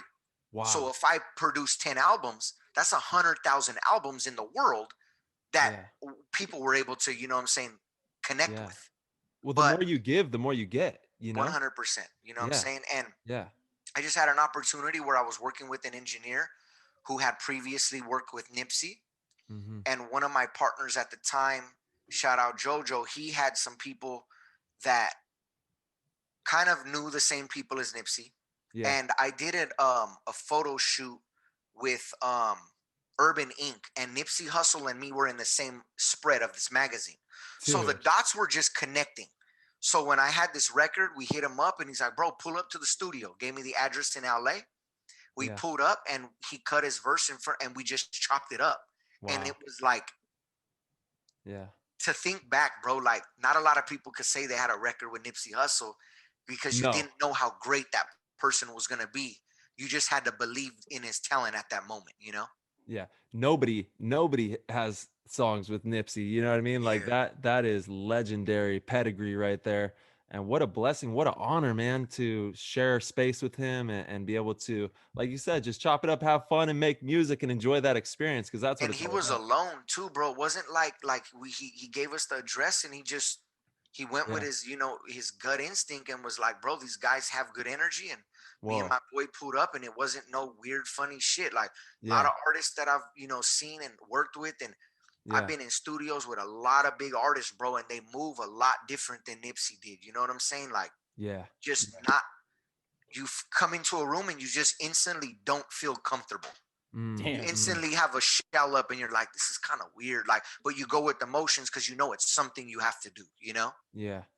Yeah, I want to pick your brain on that about the music industry. I'm super curious about the music industry. It's such a conglomerate, right? It's so powerful and it holds so much energy in the planet. It holds tremendous energy. Music is vibration. It's moving energy and it moves people and gets them going. And there's a lot of power behind it. So kind of give us the scoop on what it's like being in, studios and like you said, there's some crazy times, and I'm sure like some artists are probably really egoic and like Mhm.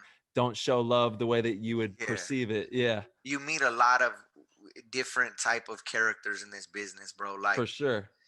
Yeah. and to each his own. And I feel like you need to go into a business like this that has a very dark side and a very Mhm. light side to it. There's a lot of different places in this business, but That's you right. need to know what you want to get out of the business, you know. And when you lose that, is when things start to get scary for yourself, Mm. because when you start doing things in this industry to please others and Nope. to, hey, I need to do this because I know he's doing it and he ain't gonna think I'm cool because I'm not. When you start getting into that, is when you get into a rabbit hole you're not gonna be able to get out of. You But know? Tone, real quick, that's with anything, isn't it? Yeah. Right? Yeah. Once you start doing stuff to please others and to do stuff that's outside of what you believe in and how you are, it's never going to be a good formula. That's never the Ever. recipe for It's gonna success, be no a matter failure. what you do, right? Yeah. Yeah, 100%. And I think It's just that the industry, that the music in general, you can find yourself like in from drugs and yeah, there's this the thing that could get a hold of you. It's not like of a course. normal, you know, you work and oh yeah, No. this is like you can become surrounded by like evil Okay. That's right. because you want Yeah. this thing so bad Yeah. and Okay. you start sacrificing, and like this is where that term came from, selling your soul. Yeah. Yep. Right. You know, that's Sure. when it's Sure. like, bro, it can get a hold of you very fast, bro. And with music industry, it's such a slippery slope because the light at the end of the tunnel is so lucrative if you Right. make it, you know what I mean? So that's why I think it's able to grip people and rip people this way and that way, is because they're like, oh man, I'll just have to do this a couple times, more Totally. times here, and I'll just keep slipping on this slope, and then before you know it, Boom. zoop, you're And gone. I'm gonna be 100% with you, bro. It Yeah. happened to me, and Yeah. I went in a full blown Yeah. depression. I had major anxiety issues, didn't leave my house 90 days. Suicidal thoughts. I mean, drug problems. Like there's been, this industry took me in a major roller coaster. And Yeah. it was my job Mm-hmm. to sit back and go, why am I in this situation? It's because of me. Mm. And then wrote an Taking entire album. responsibility. Yeah. There it is. And I Yeah. wrote an entire album called No Xanax Needed, Yeah. based off of this time in my life. And it was the biggest album I ever put out to this day because I was vulnerable and I Wow. related to so many people in this moment. And I have a full-blown 15-minute documentary on that time in my life, you know? Wow. How, and this was about 5 years ago, 6 years ago. This was about 2000, I think 18 maybe. Yeah. Damn, dude. 2017, somewhere around there. Like it wasn't like it happened 10 years ago. Yeah. Yeah. This Yeah, happened recent. 3-4 years ago. Recent. Yeah. Yeah, but the light that you are beaming out in this very moment is life-changing, and people can see that, and that's why you're such an inspiration to so many, and that's why you are successful, is because it doesn't have to be that way. You know what I mean? And you're a living example of that, of how you can break the mold and you can be the light and you can be that path. And that's what you're doing. You're cutting a path for so many people that you don't even know. You're changing a lot of lives too with your choice of moving that way. It's helping other people move that way too. And we're able to break that mold and, and live in that Yeah. light, which is amazing, dude. Big Love time, that. bro. Yeah. Yeah. Like you guys get messages, bro, with the podcast. Like Yeah. after releasing that album, Yeah. it was, I mean, Floodgates. thousands of I've been addicted to Xanax 10 years. I lost my 2 kids. I went to Jeez. prison. I heard this album, I saw this documentary, I'm now 3 months clean, I got my kids back, like these stories. And I was like, whoa, like all I needed to do was be truthful, because I know there's Yeah. millions of people Yeah. that feel just like me. Wow. And that's it. Dude, that's heavy, amazing. man. Yeah, people relate to the truth, man, because so many people try to hide from the truth, and they try to put on this front that the truth isn't the truth. You know what I'm saying? And so when people are brave enough to be honest, people relate to it, because humans are a lot more alike than people like to pretend. You know, Yeah. we really are. A lot of it, we're very much alike. You know, and a lot of us feel off the same stuff, feel off the same things, go through similar struggles, different but similar. You know, and it's just it's powerful to be honest. It's powerful to be vulnerable. You know, that's been proven over and over in success stories. Yeah. You know, and that's man. Too many people props are to you, just brother. afraid of telling their story and telling the truth, Yeah, because they're so worried about what the rest of the world that can't relate to them is gonna think. But at the end of the day, if you could change one life, you did your job. Yeah. Yeah. And That's it. your biggest success is going to be on the other side of fear. On the other side of fear is where you're going to find your salvation. You can, once you break through that fear and you step into that light, you're going to see the reality. You're going to see what's actually going on. And you'll have a point of reference to bounce off of and to be able to relate with what's actually going on. If you never bust through that fear and punch through it, you'll be living in a bliss. You'll be lost, you know? So the biggest thing is you got to step through that fear boldly and sit on the other side of it so that you can have a reference point to look at. And thank God you have people that support you too. There's tons of people out there that rock with you, that have your back. I know your girl's been with you for a long time. You guys, you know, have been holding each other down. Shout out to Stephanie. Steph Lover, yeah. Steph, yeah. Yes. Everybody go follow her on Instagram. She's popping on Instagram funny, too. bro. Yeah. I actually have her Instagram written down because I knew we were going to bring her. It's Steph_Lova1. And she's amazing too. How we did all you guys need a meet? rock, bro. You know, we all need somebody that's gonna be there, whether you're popping, whether you're not, whether you're depressed, whether you're happy. And I feel like you have family, you have friends, but when you do find that significant other, it's a different type of like mold. It's a different type of thing. Like you're completely yourself, and you just know no matter what, bro, like that's it. Like they're gonna be there for you, you know? Yeah, it's divine. It's written in the stars. It's hard to explain. You know what I mean? It's like, it's almost like a dream. How did this person even come into my life? How is this reality happening? How did you guys meet? How does that story go? She's from La Puente. I'm from Covina. It's in the SGV 626. Yep. I was doing a music video. She worked for Mac. Oh, nice. We all had very similar, you know, like Mac friends. Miller. No, like the makeup. Okay. Let's clarify. We're talking so much about music. Let's make sure. I know. Yeah. No, makeup. Yeah. So one of her best friends came to do the makeup on the shoot, and then she brought her, and then it was just like a wrap, bro. Like the energy and connection, bro. Like, and you're talking at that moment, I was like signed, and then we started talking, and then I got shelved, and I was nobody. Yeah. And then I was tattooing in the kitchen, and she was like, cool, you could do one of your first tats. Like, just been there, just a ride or die, bro, from day one. Wow. You know what I'm saying? Like, yeah. That's beautiful. I love that, man. That's so cool. All right, so let's dip back into the paintball, and let's talk about LA Vibe. I want to get the full scoop on the team. I want to know. Yeah, I want to know what's going on for 21. What leagues are you guys playing in? And what's cracking with the Vibe this season? So we're for sure, you know, shout out to Hinman. We're going to run WCPPL. It's an amazing local and competitive, you know, tournament series out here in, you know, Southern California. One of the best in the world. Yeah. It is. Yeah. The competition and just the way he's an OG, bro. Like anybody at that stature, and he's going to run a great, whatever he does is going to be great, you know? That's right. Yeah. So Hinman, shout out to Hinman.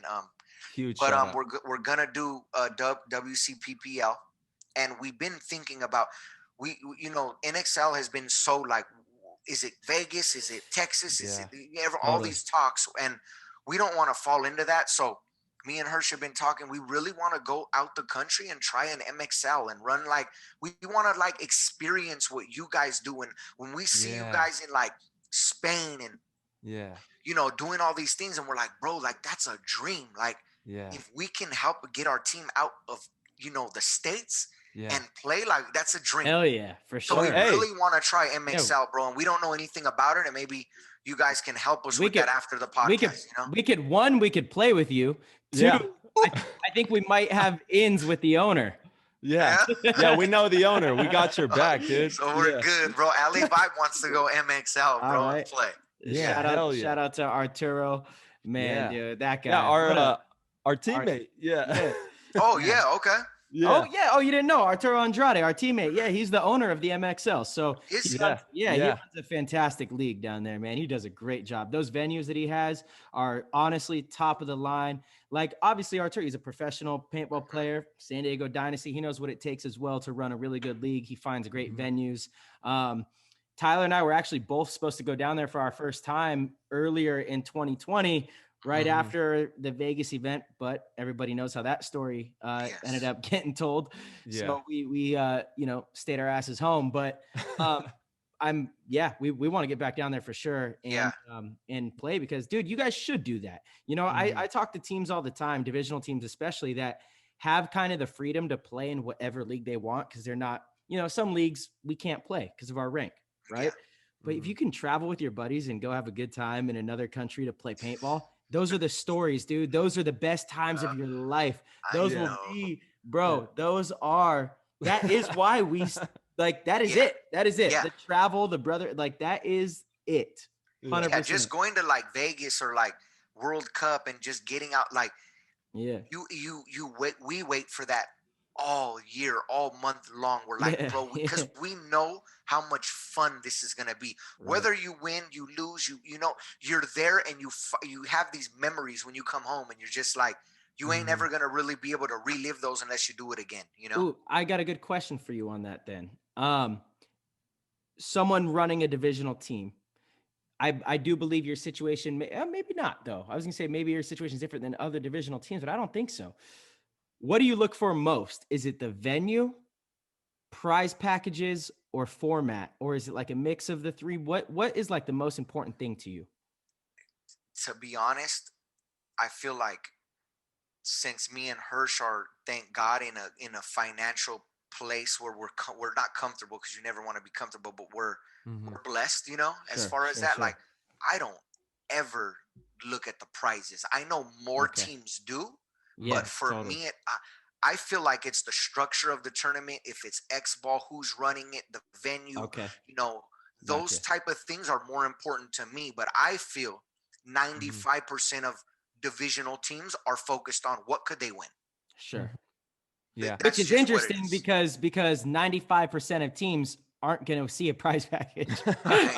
You're getting fourth and beyond or third and beyond, Yeah, you ain't seen nothing but a paint bill at the end of the day. Yeah. That's right, a big ass bill. But you're right, Tone. The venue, the structure, and then the prize package as well is nice. I think that we could see some cool things happen in 2021 with prize packages, so that should be exciting. Be on the lookout for some of that. Yeah, don't get me wrong. Like, I don't think I love to. I think that intrigues everybody. Like, damn, 25 grand or field one guns or whatever. Like, those are gonna entice every team to fly in for this prize. Because they're like, I got something to play for now. Right. But. For me, it's like I have great gear and I have everything that I need, bro, and I don't care. I just want to win, bro. I want to win at a good venue, and that's it, period. I want metal around my neck, period. I can't wait for that. I want to see you on the podiums. We're going to be on the podiums together. We're going to be popping champagne, having a good time. Yeah. And and I feel like there's another problem in divisional paintball since we were onto that. I feel like, so points are very crucial with divisional, right? And when you first get into D5 and you're playing, last year me and Hirsch were playing, or 2019 when we got back in, we were playing D5, right? And we're stoked. We have the money to play for tournaments. I don't give a what it is, bro. We're playing it, right? But then next thing you know, the new season comes out and you're like, oh, you're almost D3 now. So you now played so many events. you're like, whoa, like we just were playing for fun, but like Yeah. people really have to study these points. Yeah, They have to yeah. understand your APPA, because one event will put you in a class that you aren't even meant to even be in at that moment. Right. This is a huge topic. This Yes. is big. And we need to have Chris Rail on, as a matter of fact. But I've looked pretty thoroughly into this with the APPA system. It needs to be redone. It is very good. It's the best we have. Chris has done a phenomenal job. But there are teams and players that get left in a really shitty spot that they shouldn't be in because of certain rankings and things like that. Yes. And there does need to be some sort of restructuring. I don't know what that is. I haven't put enough thought into that part of it. I don't even know if I'm smart enough to be completely honest. But there does need to be some kind of restructuring, because I've talked to a lot of teams like, man, we just went and played this tournament, and now at the NXL we have to play Division 3. We're not Division 3. Like I'm not even going to spend the money on going to that because it doesn't make sense, you know? So there should be some sort of restructuring there, because why discourage people from going and playing tournaments? You know, of course you want to protect the league from having teams that sandbag and stick around and make it to where other teams don't want to compete because they feel they have no chance because there's a team that shouldn't be in that division competing. But like anything in life, there's a fine line there, and there needs to be some sort of restructuring to make that work better, in my opinion. Yeah, and it's a little confusing, you know, like we played a World Cup 2019 and we played Mounds Open, right? Me and Hirsch, we just got invited. Right. And we had no idea that we were even going to get top 4. Like we almost won the thing, and we were Division 5 players. Bro, Mounds fields are so dope, dude. So dope. God, so dope. That's we were playing with like Rocky and the pros that lost were like jumping on squads, and we're like, bro, we're really playing against them right now. And then like next thing you know, we placed 4th, and it gave us like hundreds of points, and we're like, oh shit, we're almost D3 now. Yeah, exactly. See, and it shouldn't be that way, right? Especially like a Mounds tournament. Okay, so that's an entirely different type of paintball than the tournament paintball we're used to, where you're playing on the airball fields. So that alone should be ranked differently, in my opinion. You know, if you go and you race a 250cc motorcycle, I don't think that translates to where if you were to also do, 125, I could be speaking out of turn and be completely wrong, but I get what you're saying though. But I don't know. It shouldn't like, what does that mound, concept have anything to do with airball or speedball? Right. Totally. Nothing. Right. You know, and especially with the structure of those, like those 10-man and Mounds, those events or I want to call them tournaments, but they're at another tournament. They're at major NXL events, right? So those opportunities are almost like a fun, I don't want to call it gimmicky, but fun. Hardly anybody goes there just to play that, right? Typically it's teams that are competing in the NXL. They don't make it to Sunday, and so they decide to put a team in. Why would you discourage anybody from doing that? Because what you're doing with that ranking system is like a team like you, if they know, they're going to say, let's not play the Open tomorrow because it's going to mess with our ranking. Yeah, no, and the league shouldn't do that, right? So there definitely needs to be some sort of restructuring. And I know so many teams across the US that I know of have spoken on this. So I would love if we can, if we could have Chris on and have the conversation with him about that, because Chris is a bright guy. You know, he's done an amazing thing for paintball. He's really the only one that standardized rankings and made it to where, scheduling and leagues across the US can have a good formula, a good system. But like anything, man, you can't get complacent. You have to keep evolving. You have to keep making improvements and changes. Otherwise, I'm going to be the first one to call you out. It doesn't mean that I know better. I believe that guy, Chris Rail, is smart enough to revamp it a little bit if you put the time into it, to where it would be more fitting to how the game has evolved. Yes. Big time. And that he's hearing it from 1,000 people as well. Totally. Yeah. Totally. So I know it's got to be on his radar as well. So it would be interesting to have him on here and pick his brain on that and really get to the nuts and bolts of that. Because it's not fair. We want to make it to where as much paintball is played and that you're not handicapped or feeling like you can't do this, that, or the other because of the points. A good example. Go ahead. So, sorry, Tone, just real quick. A good example is the team that I coach in New York. Shout out to my Wrecking Crew guys. So much love for those dudes. Just a fantastic organization that is trying to play as much paintball as possible. They're willing to travel to different states whenever for regional events. Not obviously the NXLs. Most teams travel, right? It's a national event, but they just want to play as much paintball as possible. So this last year, 2020, they planned on jumping up from D4 to D3 for the NXLs. NXL didn't have any major events other than Vegas and then a big break and World Cup. So they were going and playing all these D3 regional events, but now that's messing up their ranking to where they're going to have to play D2 NXL. And I'm like, that's not fair. That's not fair. Like, something needs to be done, because D3 at regional events is an entirely different ball game than D3 at NXLs. Yes. Entirely different ball game.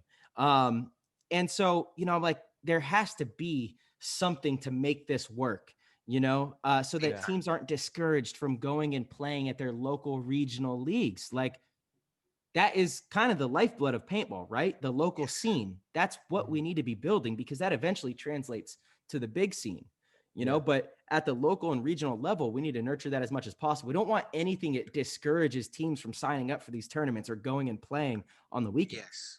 Totally. Yes, big time, bro. Yeah. And then, sorry, you were going to say something on that too, Tone? Oh, I think as far as like being confused also about, you're a D4 team, but you're allowed a D2 one player or two D, and it's like, bro, like then there's nobody saying. So if you have two D3 players on a D4 team, but they're not supposed to be on the field at the same time, but they are, because no one could really like, hey, number 26, number 3, like you should, like, it's just so weird. Like, whoa, nobody knows that. You know what I'm saying? And then you look at a roster and go, damn, they're D5, but they got two D4 guys playing on their D5 line.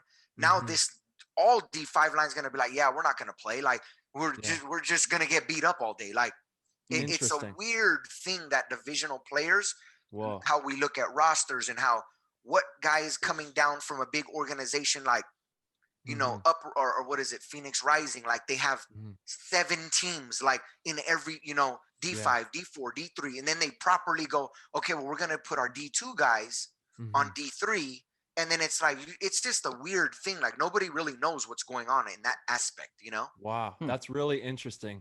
I've never really given that much thought, but you're absolutely right. There's a lot going on in there, and there's no real good checks and balances on that. They're like, you got, we could put Tyler Harmon in a high tone jersey and they wouldn't even check, bro. I'll just go run them down and we'll get the W. What I'm saying, bro. Dude, that's crazy. Yeah, dude. And there does need to be better checks and balances on all that. Cause otherwise, well, hold on. Let's clarify on this, because Tone, are you saying that players that shouldn't be playing in the division end up playing in the division?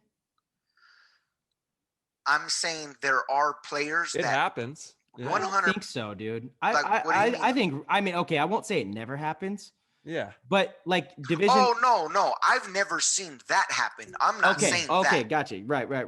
No it's way, allowed. It's allowed. Like a D4 team's allowed to have 2 D3 players or one D2. D2. That's what I'm saying. Right. So I'm just saying, a lot of divisional players that don't study that, if they don't start playing the game the right way and building guys and getting a D2 guy to run with them, like, you're always going to just be in the back seat because talent, experience. So you're forced to now not only learn how to play, but properly play your roster and bring guys down to come mess with you on certain tournaments. Yeah. Gotcha. So it discourages some guys, is what you're saying. They see like a big organization that has that opportunity, and they're like, yeah, we don't want to go get beat up, huh? I mean, You know what I got to say about that? Beat up, and I don't care. I'm gonna get shot. Exactly, bro. My goal is to ram it down your throat, bro. That's it. Yeah. Here's all I got to say to that is womp, womp. Yeah. Like, come on. You want to get beat up. That's how, like, you think when Marsh, when we stepped onto pro teams when we were a kid, do you think it was gumdrops and rainbows for us? Like, we got our heads caved in. It was like, go back and listen. Go back and listen to like the Pistana and Paxson podcast. They both just kind of touched on, you know, what it was like for Tyler and I growing up. Bro. Yeah. I mean, just watching Best Kids in Texas, bro. Like, you could right. the hazing and the way that what you guys had to go through to get to be Yeah. where you're at now, bro, was no joke, dog. Like It most was people are fun, quitting though. the first day, bro. Like, you know, Dude, because like True. in where up in Oakland, that was my team, the Oakland Assassins. And these guys were, I had half the team was from the LA area in Southern California, and the other half was from the Bay Area, and they were mean. I had a real pimp, like no joke. He for a living, he was a pimp, and that's what he Yeah. did for a living. And he would slap you across your face if you got out of line. You know what I'm saying? Little hoe. Like, yeah, and he would call. Yeah, Come here, hoe. he would call me a little hoe and tell me to get in the bunker and do my job. You know what I mean? So Tyler Homan. yeah, sure, you could say what you want, but it was real deal. Like, and that's why, like it hurts in the moment and it's not fun in the moment. But what it teaches you is to dig deep. And if you really are going to be there, you're going to be there. If you're not, you're going to walk away and quit. And like Tone was saying, you're either going to do it. The only reason that you have success is because you don't quit. And you want those hard times, you want. I mean, I mean, our team, bro. We just did something at Victory where we had A-Rod, Mouse, we had Cornell, we had Spica, and someone else, and we ran against them all day. Guess how many points we won out of probably 40 points? We won 1 or 2 points. Yeah. But we knew that day was for major. We were gonna bump our level up just in one practice, getting beat up like that. You know what I'm saying? That's right. And we go out there. If I'm playing a D2 player, I want to show him. I want to make him a clown out there. That's my mentality. Like, I want to run him down, and I want to be who is this kid? Yes. Bro, he just shot up, a couple guys that were way higher divisional than him. You know what I'm saying? That's right. Tone, how did you set that up? If you don't mind me asking. We set it up. I mean, I talked to Spica, I talked to Mouse, and I think it was just like. Well, you guys are boys. You guys are. Yeah. Homies. Yeah. The only reason. We hit up Fran, and we were just like, we won't like the pro. You guys weren't really playing a lot, so you guys just wanted to play anyways. You know what I'm saying? Like, yeah. So it was a great opportunity at that moment. I don't know how hard it is to do, like when you guys are playing 5 events a year, 10 events a year, but. Yeah. The reason I'm asking is for divisional players, right? That do have some pros in their area, but a lot of them are afraid to approach them, right? A lot of them are afraid to even make that connection and talk to the pros and say, "Hey, can I train with you? What can we do?" My point is to divisional players is speak up. Like my dad always used to tell me, the squeaky wheel gets the oil. Bottom line. If there's pros in your area, or I like you said, you guys talked to Fran.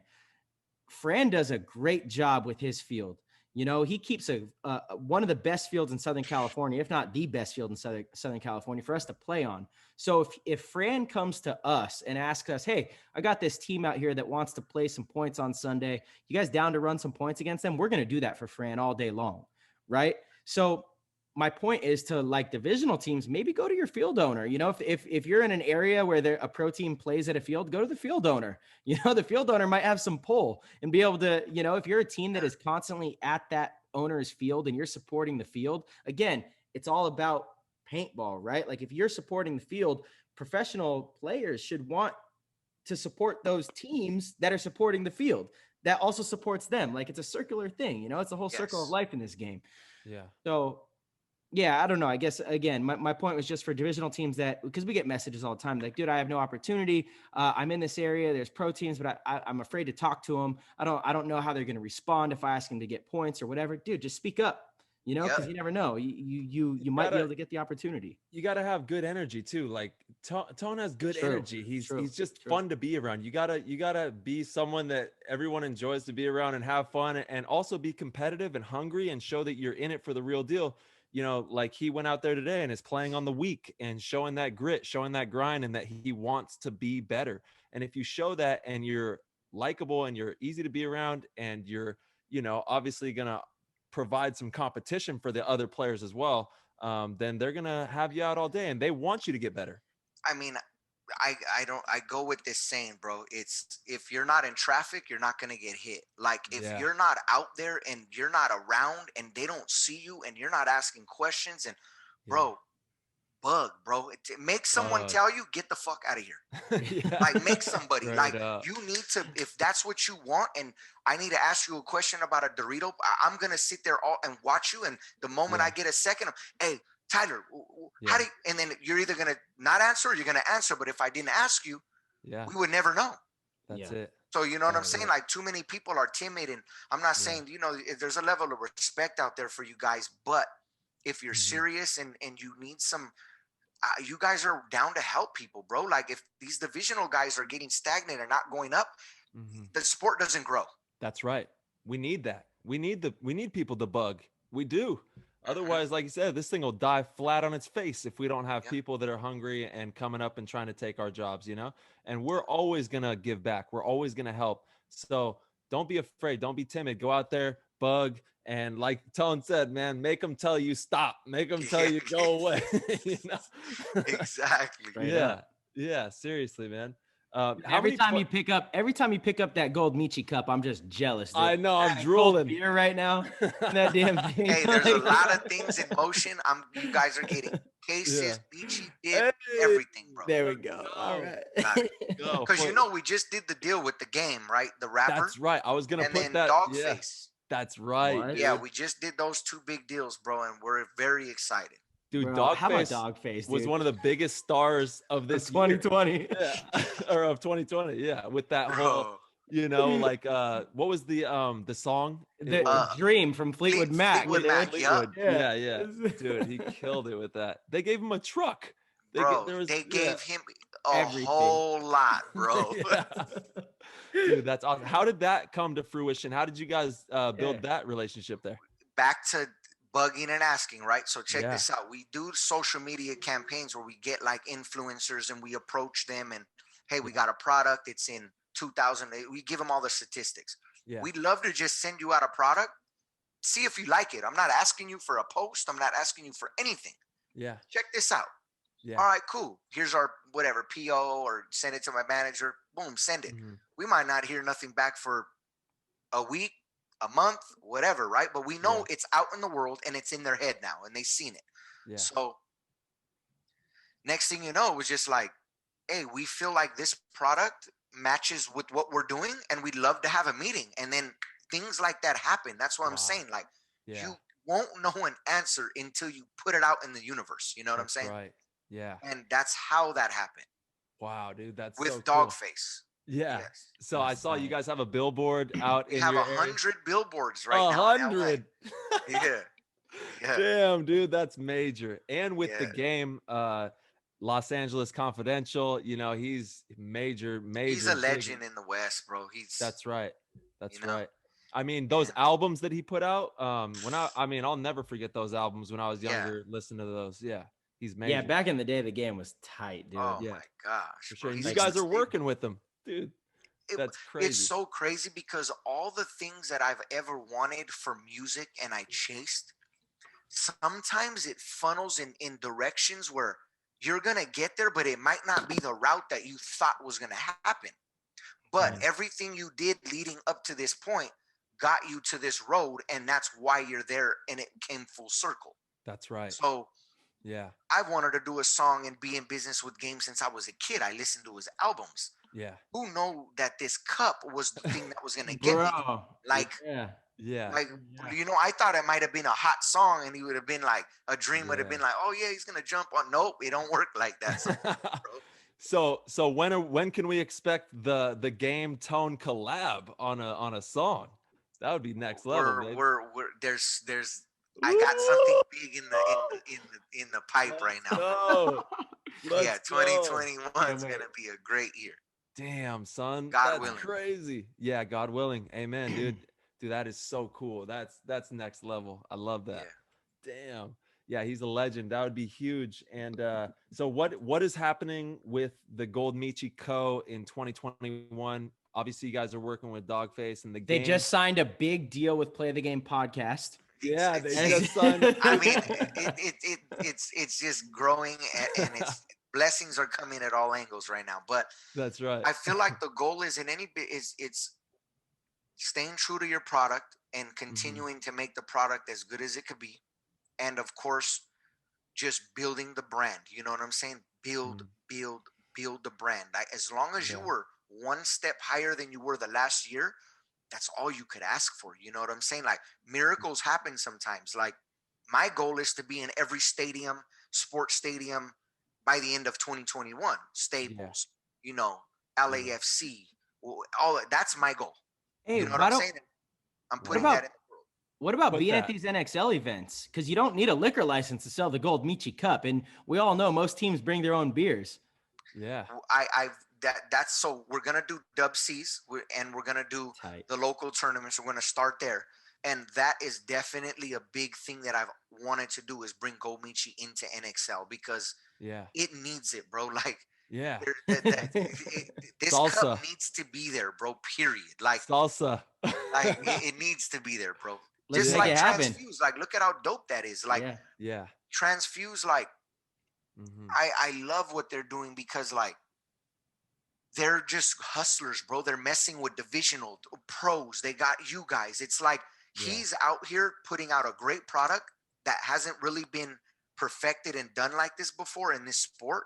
And look at what the outcome is right now. Like, everyone's talking about it. Like, everyone, like, even during Go Sports, like, you would hear him say things. And when I would hear that, I'm like, that's so dope, because just last year it wasn't like this. That's right.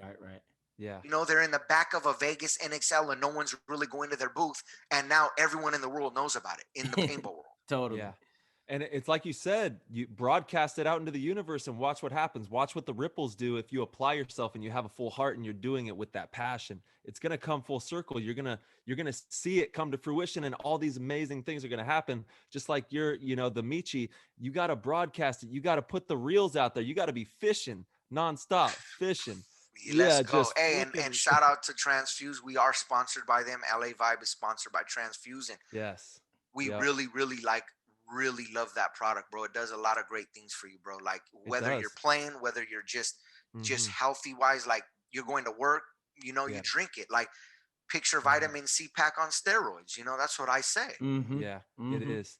And especially with everything that's going on with the pandemic, it has all the things that you need to 1,500 milligrams of vitamin C. It has zinc. It has everything. Yep, that's right, dude. It's the best. And they have the nootropics coming this year too, so be on the lookout for that.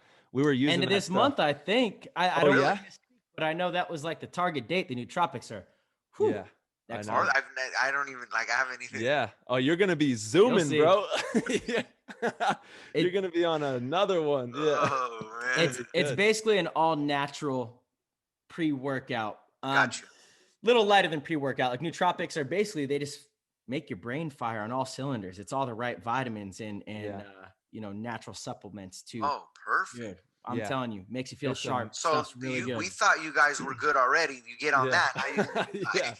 You get on that, you win World Cup. That's it, dude. We were humming out there in the finals. That's sick, bro. I hopped. Marcelo saw me. I jumped a fence to go get that stuff, and I brought it right back to us. Really, it's like right behind the pit area, the pro pit area. There was that big fence that was to the vendors area, right? So this is a big fence. It's not a small fence.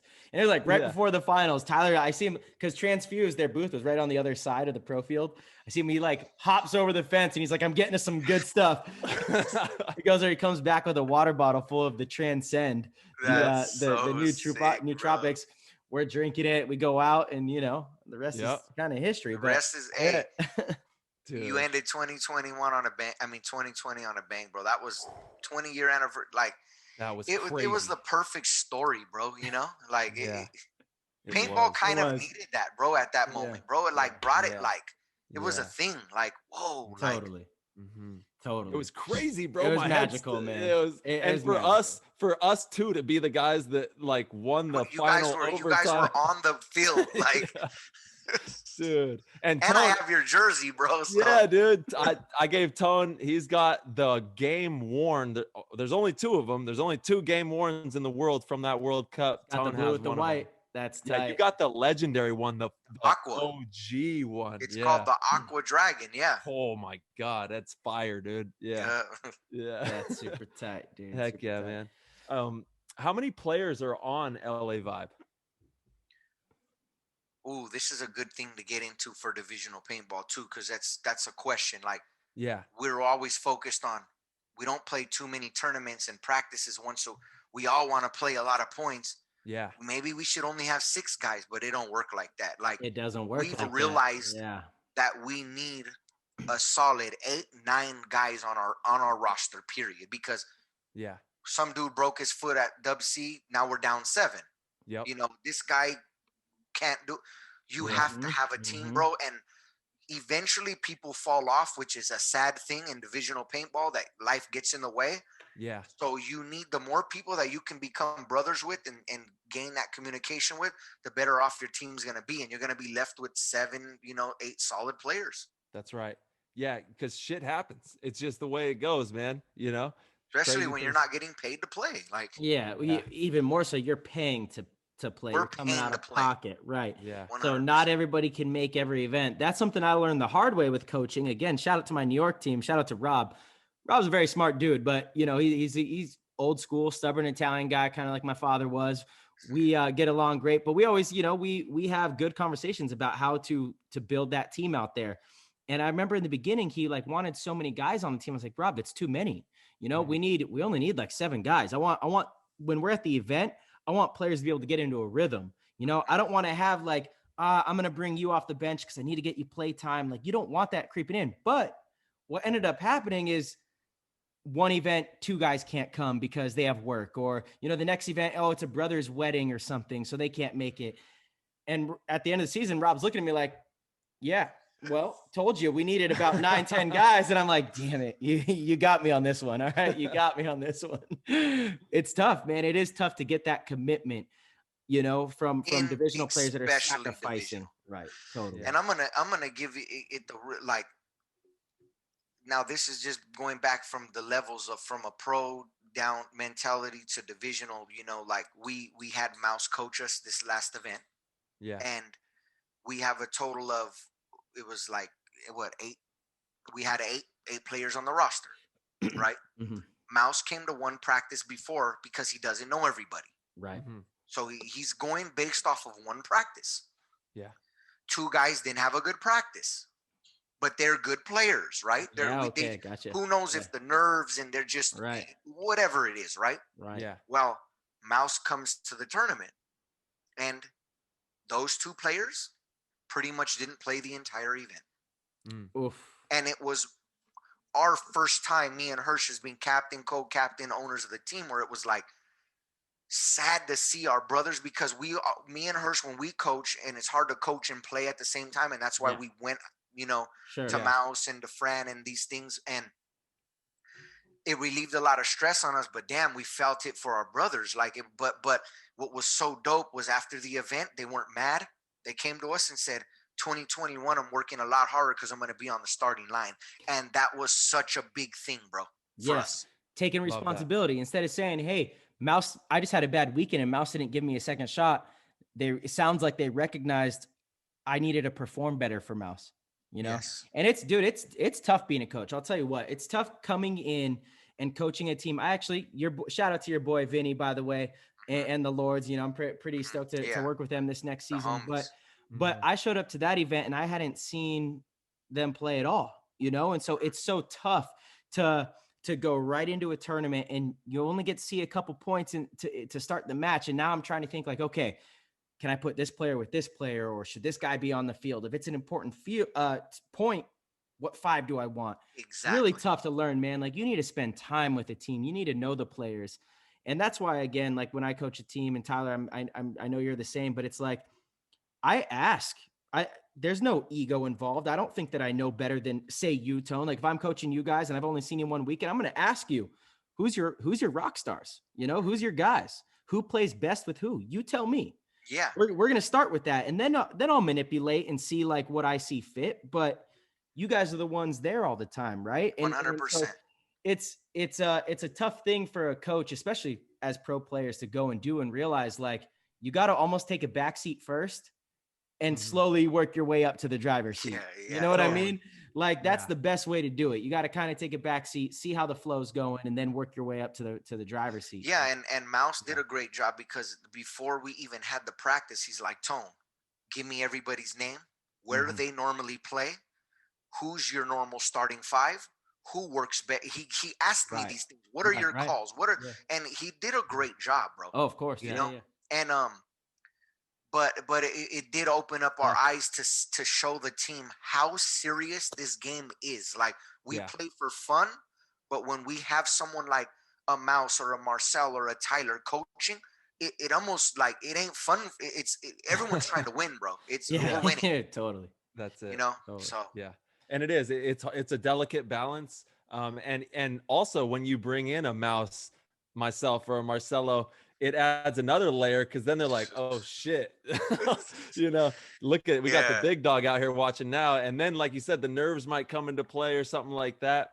And it's the field experience is something that you can't teach, you know, like those hours on the field. So it's just about getting that repetition. And then Marcelo, I think you said it best, taking a back seat, examining what's actually going on with the organization, asking good questions, and then moving up and being able to figure it out that way. Yep. Totally. Yeah, you got to ease them in. The one thing that COVID did bring to divisional sport play was you guys really being involved, bro. Getting like you see more pros out there now in divisional than you have ever seen. Yeah. Totally. You know, and we don't know if that's gonna change like through things going back to normal, and hopefully people have time. But I know that as a divisional player, we did cherish the COVID, you know, moment in 20 only for that reason, because we were able to get your guys' time and attention back to divisional for a second, you know? That's right. We talk about that all the time on the show, how special that was to be able to have that, just like you said, cherishable moments with the divisional, to where we could really apply downloading you guys with everything that we've learned over our. Speaking of Mouse, he's calling me right now. That's funny, dude. Tell him he owes us a practice, dog, because he said if we didn't win, he owed us a practice. Dude, we've been trying to get him on the podcast. I wonder if I should answer. Should we answer on this show? Let's answer. We're gonna do it. All right, we got Mouse on the show now. Mouse, Alex Goldman, you are live on the Play the Game podcast right now. I'm not kidding, and you're on speakerphone, so be careful what you say. We got High Tone in the building. This is the only way we knew we were gonna get you on. So say hello to the people. Yeah, what's going on? And I'm glad you warned me, because you know better. Yep, exactly. We already know. We got your boy High Tone in the building. LA Vibe, shout out. You want to say what's up to your boys, Mouse? Yeah, he already knows It's a vibe. What's up, Mouse? Hey, Mouse, give the Play the Game listeners one piece of advice for the day. Give them some love. Well, since we got Tone on here, this is a good one. Don't get any penalties. You guys know when you got hit, stop playing around. I'm tired of it. Oh man, that's too funny. All right, Mouse. Hey, I'll call you afterwards. All right. All right, bro. That's golden. Damn, bro. That's like the ultimate like gem right there, bro. When you get hit, stop playing, bro. That is the funniest moment I think we've ever had on Play the Game podcast. That was fantastic. Oh, dude, that's great. Hey, that is so true, though. Penalties will kill you. Yeah, bro. They will. And there's a whole lot of flags going up in divisional, bro. Tons, bro. Tons. It's tough, man. It's tough. That's actually one of the first things that I like. That's another thing with teams. I'll make it very clear. Look, we're not going to tolerate penalties. You know why? Because you're in control of that. Now, look, if you get hit in the pack or the loader and you get a minor, I'm never going to be upset about that, right? If it's like, I understand sometimes you don't feel those, but paintball is a game of ever-changing variables. There's so much going on in the game of paintball that the things that you're 100% in control of, you have to always be 100% in control of. You can't let that stuff get away from you. The other stuff that you're not in control of, like if the other person is a little better than you, losing a gunfight, somebody outplays you, you're not totally in control of that, right? But the little things, getting to the gate on time, making sure that you know what your job is, making sure that your air is filled, making sure you're not shooting hot, getting out when you're hit.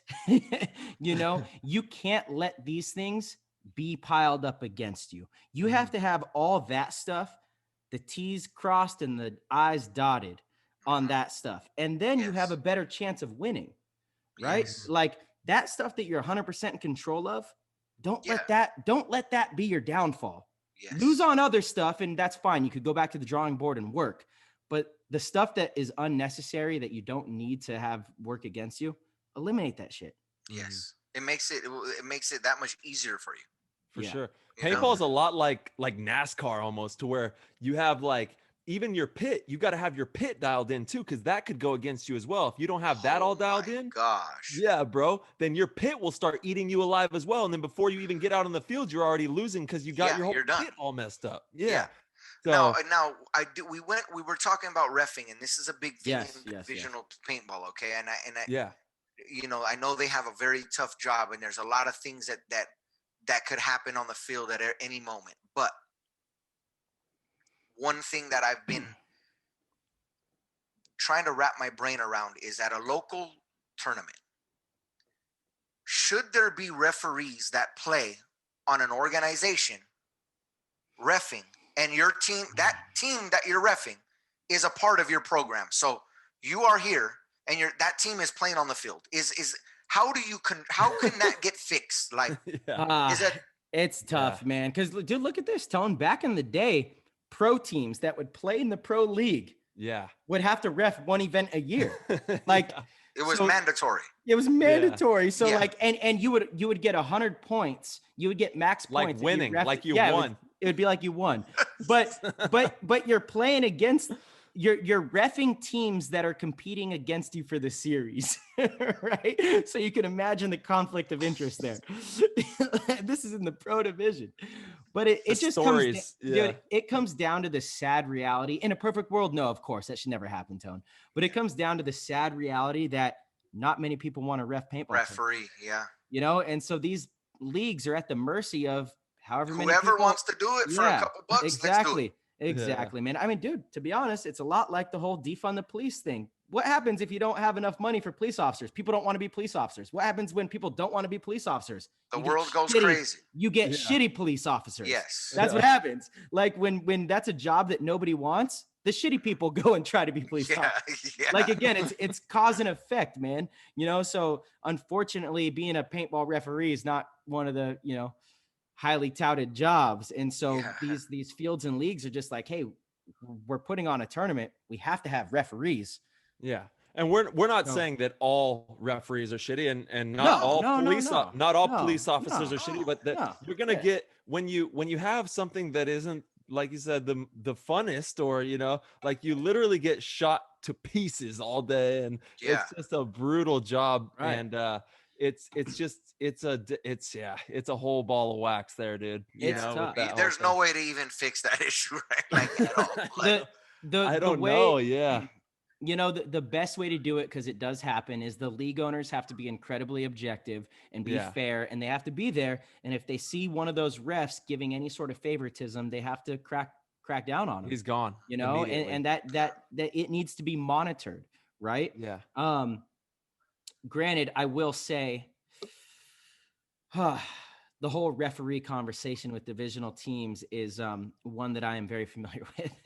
Every single team that I've coached, it's always so easy to blame the refs, right? But it comes back to responsibility. Mhm. Take ownership if you lose, right?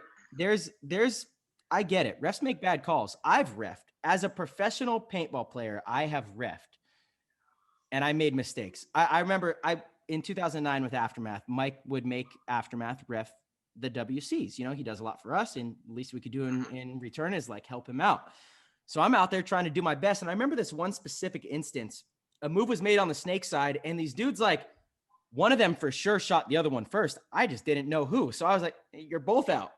Like, Yeah. and I was like, I fucked that call up for sure. yeah. And this is someone's tournament. This is someone, like, all of their practice, all of their money spent, and I just made a mistake, and I know what the hell I'm doing.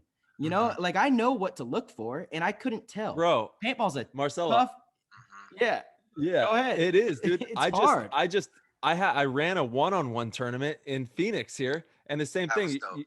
Yeah, dude, that was so good. We had so many toys for kids on I Christmas. saw that. Dude, Oh, I it was know. dope. That was so nice. And I went and I brought all these toys to these kids, and it felt really good. But what I'm trying to get to is I made mistakes too. I'm watching these games and Totally. they run up on each other and bow, bow, bow, bow. And I'm like, Yeah. oh my God, you guys are both out. I don't know what happened here. It's like, It's damn. hard, man. Yeah. So, Yeah. but my point with it though, Tone, is I've been around the block, right? I truly have. I've done a lot of coaching. I've played in a lot of like regional leagues. I've been in it. So is Tyler. We both have. We've been doing this a long time. And I get all the complaints about referees.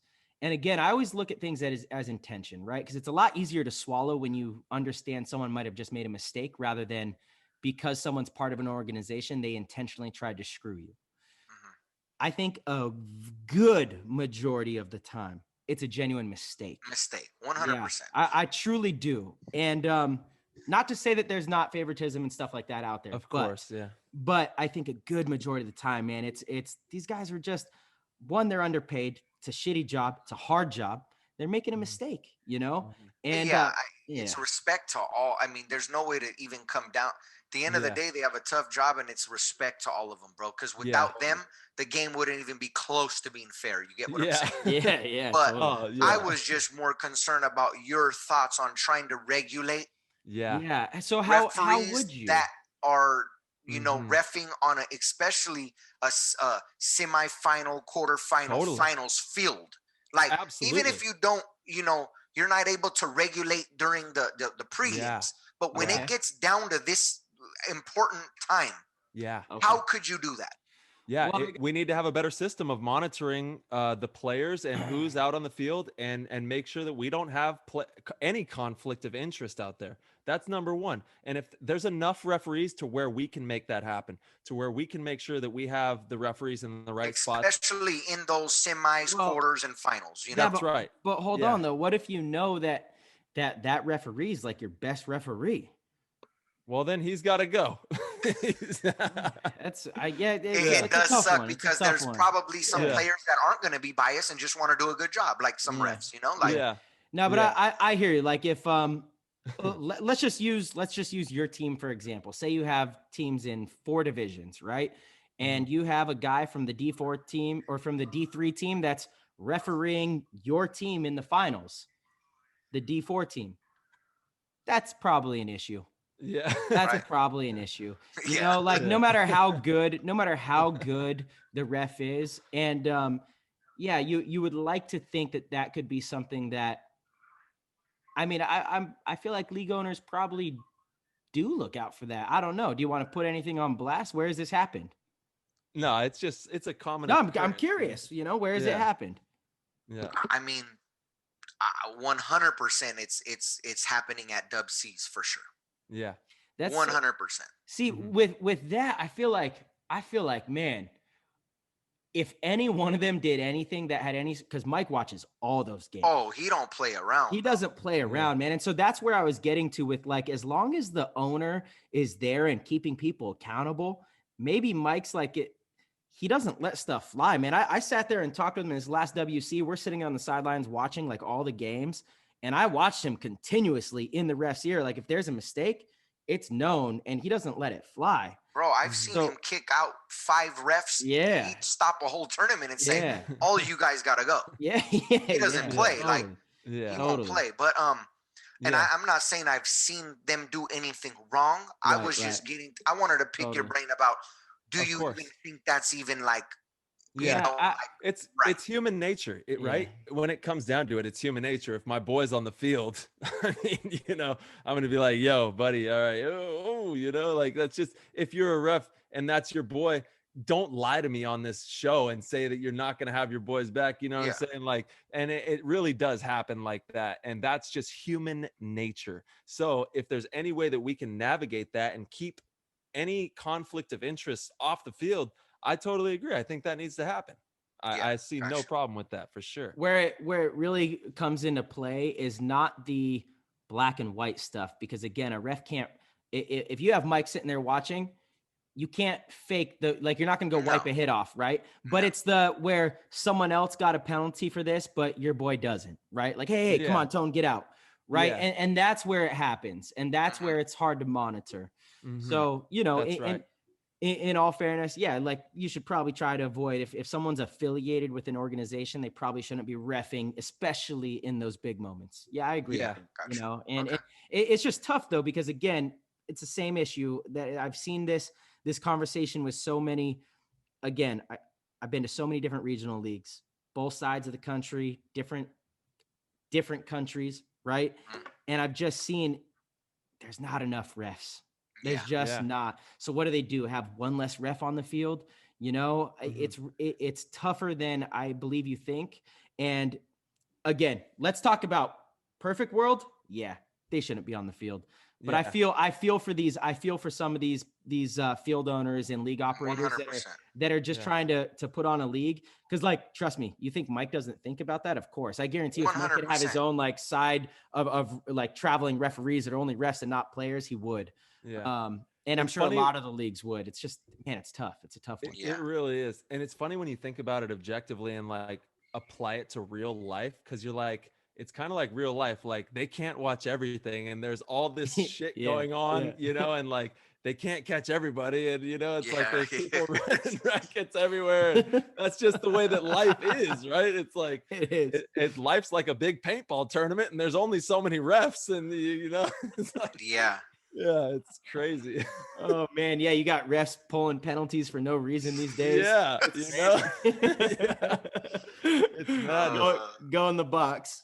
Hey, Tone, I want to pick your brain on salsa life and what salsa life is, what it means to you. And, you know, shout out to the salsa boys. It's a whole movement that we got going right now. Yeah. And, it's all about flavor. I know that, but kind of just elaborate on what salsa means. to So you. there was, you know, the word swag was like popping like a couple, like it's when it really hit the cultural, you know, the Yeah. culture. And me and my boy were in a studio session and we were like, you know, we were both like, we're Hispanic, we're Mexican, you know what I'm saying? And we're like, yeah, like the thing that authentic like moms and grandmas make was like salsa. It was hot. Like, Hell and we were yeah. like, bro, like that's the new Yeah. joint right there. Like we got salsa, not swag. Yeah. Like, and then we made a song and then we just would like, and it just became a thing. Like with, you know, it's like, it's easy to use. Like a chili Yeah. means you're hot and that's what it is. Like, it's a chili boy. Like, you know,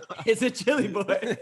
like, Dude, hey, shout out to my Hispanic culture. My grandpa's from Mexico. I got Word. mad love for Mexican culture, and dude, I love the movement. I love the salsa life. I'm all about it, dude. I'm feeling that. Yeah. good look, bro. Dude, that's hot. We I put the love new it. salt. We put the chili boys on the side of our new jerseys right here. It's hard, bro. Let's go. I love that, 100%, man. That's what it's all about. That style, man. That flavor, that salsa, Yeah. caliente. Let's go. Caliente, pa. What's your favorite kind of salsa? Yeah. I like green. Dude, that Oh, verde. yeah. Give me some I of like that the salsa green, verde. bro. That Mhm. salsa verde, papa. No, but yeah, like I always tend, like if I go to a Mexican joint and I'm like, I get an asada burrito and then I'll be like, just give me a gang of green sauce on the side. Like I tend to that green. Yeah. That green's Yeah, dude. bomb. Tasty. Hey, that's Fire, bro. that's another metaphor for life right there, huh? Yeah, let's go. What Yep. kind of green you talking about, Ty? Oh, I'm talking about that All cash greens, money, baby. baby. Yeah. Oh, Yeah. okay, the dollar bill signs. Yeah, we can get Yeah, into no. all that. We can get into all that. All that. You see him looking on the arm, all the Yeah, dollars. big There we go. dollars. There we Big go. dollars. Big salsa. Let's go. Hey man, I got one more bit that I want to get into. Marcelo, I'm sure you got a couple Oh more yeah, questions. I got a few things for Um, sure. Yeah. What is some advice you can give to our listeners on entrepreneurship and the ups and downs of that? Because you are a go-getter. You have your fingers in so many different pies and you're making it happen all over the place, whether it's the music, the liquor, you know, the paintball. You're very successful in a lot of different things. So what's some advice for entrepreneurs that you could give them who want to do something like that? First and foremost, don't think it's gonna be easy. That's the Mm. number one thing. Have that in your head that there's gonna be obstacles. Even when you make your own schedule and you're your own boss. Mm-hmm. Don't think that it's like fun Yeah. and games. Like it's a very, the responsibility is very high. Now it's rewarding, but Yeah. it's very high. You know what I'm saying? You don't have hours no more. You're not clocking That's in right. at 8 and getting out at 5. You might clock in at 7 a.m. and get out at midnight. Like there's Yeah. no more, you know, but then if you need to take 3 weeks off, you could do that too if you're in the right situation. So like I Yeah. said, the reward is high, but as It's no far as days off. There's no no, days off. Yeah. and at the end of the day, it's if you can financially support yourself with something you truly love, Yeah. there's no other feeling like that in the world. You know, there's not. So Hmm. all them hard, you know, days and long nights and days where your business might be almost going under, you Mm. have to remember all of it's for a reason, and always remember that big picture, you know, and also Mm. know that every business you try isn't going to work. Like me and Hirsch opened up a barber shop. We were, you know, we were like, we had, you know, clothing companies, we had tattoo shops, we had this, that, and we were like, bro, like, let's open up a barber shop in our city, give other barbers an opportunity to, you know, come work. And we thought, less stress, you know, we fork up the money, you know, remodel it, whatever. We're going to get a check at the end of the month. It was totally the opposite way. It was Mm. a lot of stress, no money. So Mm. what that we did, we sold the building and we went back to square one. It was like, but if we Mhm. didn't try, we would never know if it would work. You know what I'm That's saying? right. Hmm. Yeah. So Yeah. entrepreneurship is Hell yeah, not man. easy, but it's definitely rewarding. Hmm. Oh, it's gonna be it's an uphill battle the whole way. Yeah. 100%. I mean, Yeah. my there's problems every day in your business, bro. It Yeah. don't, you know, every day. Pepsi probably has issues internally we have no idea, you know, that That's we don't right. know about, but they figure out ways to, you know, Yeah. of solutions Hmm. rather than quitting. That's right. Like we said earlier. Yeah. Never quit. Yeah. Yeah, it sounds like you've been building up a lot of grit equity your whole life, man. Yeah. Which leads me to like what I want to ask is like, what is it that has kind of fueled you? You know, it's hard for people to put their finger on why certain individuals are inspired to break the mold and pursue their own path, pursue their own career, and what it is that makes it to where they don't give up. Like there's got to be something, some that fire inside. What does that come from? Have you been able to recognize what that is, what it means to you? Um, one of it is seeing my mom have to work every day, and I've always had a dream to put her in a position where she wouldn't have to, and Mm. that's a big thing in my life where that's a major motivation and inspiration to keep trying. Another thing is once you get a little bit of clout, once you get a little bit of success, there's so many people that are waiting to see you fall. Mm. Hmm. They're hoping you do. You know what Hmm. I'm saying? And Hmm. if you use that as motivation to not quit, that's a big thing for me. It was like, Yeah. I know so many people want to see me fall right now, but I'm not even going to give them that opportunity to be Hmm. excited about the fall. And that's a big thing for me, bro. Is like proving those people wrong that always told me I wasn't going to be nothing. That's a major fuel for me. I don't know if it's a Oh, fuel hell for a yeah. lot of other people, but I know that for sure is Yeah. that, bro, because so many people told me I wouldn't Hmm. amount to nothing. Hmm. I Well, love look at that. you now, boy. Yeah, I Let's love go. that, man. Look And I at you still now, have a boy. lot of places to go. I still have a lot That's of right. growth, and we all do. And I feel Yeah. like the minute you get complacent and the minute you know start getting you settle is when people pass you up, bro. That's right. You know? That's right. 100%. I love your mindset, man. I love your outlook and the hunger. You can feel the fire in the words and the intention, because really that's what it all comes back to at the end of the day, right? Is your intentions. What are your Yeah. intentions? And when you're working from a real, like Marcella said, that grit equity. Mhm. You're building that grit equity, and it never stops. You're always building that. It's inspiring, and it keeps you inspired too. It keeps you moving in the right direction. Yeah. If you can't motivate yourself, like That's it. You're it's gonna done. be very hard for you to continue to keep chasing your dream, bro.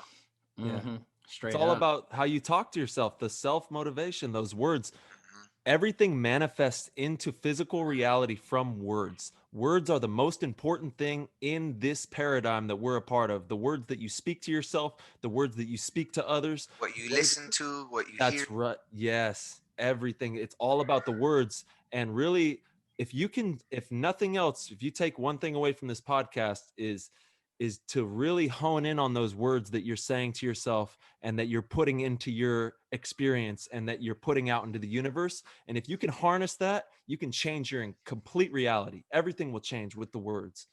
Yes, Yeah. 100%, bro. Absolutely. Hell yeah, man. Yeah.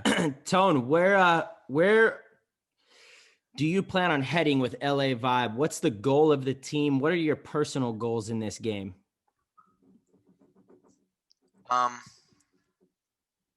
Have a lot of fun, baby. 100%. It's giving me peace of mind and continuing to give me something that I was missing. But we are, getting a little older. We haven't reached. We took so many years off that it wouldn't even be like saying we wanted to go pro. Like me and Hirsch is like, we would love that, bro. But them 10 years and 15 years we took off, like Sure. it wouldn't even make sense to even, that would be like the goal. Like the goal is to start a good franchise. And the goal is to help kids that didn't have the opportunities that we had and to build something that is going to be bigger than we're going to be. That's what it is. Like, period. Love it. Know what I'm saying? And yeah. Absolutely. Hopefully that leads the coaching and the brand becoming bigger, but that is going to be it, bro, is keeping an organization and growing it, bro, to give other people opportunity. Hell yeah. Yeah, man. That's where it's at. Getting people off the streets that might be into bad things and giving them an opportunity to have a resource that can lead them in a good path, 100. And that's a goal of this year for us. Like, we really truly want to hold a big game, and we want to get people that have never played and just be financially stable enough to say, all you need to do is get there. Yeah. We'll give you the gun, the mask, and the paint. Just come try this, because when you leave, I know 100% it's gonna change your life. And you're coming back. Yeah. That's it. And then I'll let you worry about coming back, then you worry about the finances of that later. But I want to give everyone an opportunity to play one time. That's, and I feel like a big game like that is possible for big companies getting involved and having the same idea, where not everything's about making money at the moment. There's a bigger thing here, because the money's going to come eventually with the new kids you get involved with, but give them an opportunity to try it. That's it. And that's it. And it grows from there. Once they try it once, that's it. Hook, line, and sinker. You shoot one person, bro, you're never... You thought Call of Duty was cool, bro. Now you just shot him in real life and you're good. Like, yeah, for real. That's the crazy thing about the whole video game culture right now. I feel like in a weird way, all the youth is being hardwired to play paintball, and they don't even know it. Know? Yeah, for sure. They don't, because paintball is Call of Duty in real life. It is. Like, hell yeah. Yeah, it's the live form. It's the best way you could play Call of Duty. With a shitty gun and you work your way up. You know what I'm saying? Like a really nice gun, bro. Yeah. Like, hell yeah. That's awesome, dude. I love that so much. That's tight. Man, Tone, dude, it's been an absolute pleasure. I don't know, Ty, do you have anything else? Let me see here. We hit on the LA vibe. I kind of want to know, what was one of the craziest shows you've ever done? I know it's been crazy with COVID. You probably haven't been doing too many shows with that, but what's one of the craziest shows you've ever done as an artist? One of your favorite shows that you ever got to perform at? Something crazy that happened, I don't know, something crazy. When I wrote the album NXN, this is easy for me because no other feeling will probably ever give me that again. I was depressed for them months. I told you I wrote an album all about that. And I dropped the album. And I had my first show coming back. Like, I was scared to even walk out of my house. So for me to perform in front of 600 people sold out, and no one from my city, it's hard to sell 20 tickets as an artist, bro. I know people that have millions of streams and are signed to labels. They can't sell 100 tickets because they don't have a core real fan base that have, genuinely lived with them and seen their grind. So I sold like 600 tickets, sold it out in the first day. Right. There we go. And I come out on stage, bro, and I had just dropped the album, I think a week prior to the show. And I come out and they knew every single word. The first 30, like I couldn't even sing it. It was that loud, you know. And instantly just stopped and I just cried, bro, because that feeling and that energy was like, I can't believe I have this many people that were there to support the darkest time of my life, you know. And it was the craziest show, bro. I have it. It's all on. Like I had a video guy filming. Like it's all Where out can there. Where can we see this? I want to watch this, bro. That's tight. All you gotta do is go on YouTube and type in High Tone NXN like show or NXN documentary. Like that album was called No Xanax Needed because when I was depressed, the first thing the doctors wanted to give me was Xanax. Yeah, and I that's chose what they want to do. I chose to outlet with my music rather than take the pills, and I named the album No Xanax Needed, and it was like, bro, it's a beautiful piece of work, bro. Dude, you just gave me chills. That was crazy. Whoa. Yeah, bro. Wow. That would, I mean, I couldn't even imagine when we go to the NXL tournaments, there's, you know, the crowd and everything, but to have everyone saying the words that you put out into the universe and have them be screaming that at you and feel that energy, I could not even imagine that. Wow. It's an outer body experience, bro. Oh man. Yeah. Like I forget when you have that moment and you get off stage after performing 30 minutes, 45 minutes, like you can't even remember because you're so in another world, bro. Yeah. Yeah. Wow. Dude, that's spectacular, cool, man. So soon when all this ends, you guys are going to be at one of my shows, bro. You already know. Yes. You already know. Yes. Hell yeah, man. Dude, I'll drive. I'm in the Phoenix area. I'll drive my ass 5.5 hours out there any day. You know what I'm saying? Sure, I'll bro. be there. I appreciate that. That'll be tight. Hell Dude, yeah. Hell yeah. We'll make that happen. Yeah. All day. Tone, my man, dude. Any last thing you want to leave the Play the Game listeners with?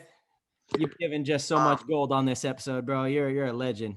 Man, continuing listening to this podcast, everyone out there, bro, because they're just bringing on so many different walks of life, man. And I feel like this is one of the most important things right now for the sport, bro, is this podcast. And I'm just honestly like it was a blessing, bro, to come from practicing with pros and then to getting on a podcast with pros. And it was a dream come true for us. You know what I'm saying? So. Dude, thank you. The honor is all ours. We cannot wait to see LA Vibe flourish. We can't wait to see you flourish, your music, the Gold Michi, everything that you work with. Everybody out there, please go support him and everything he does.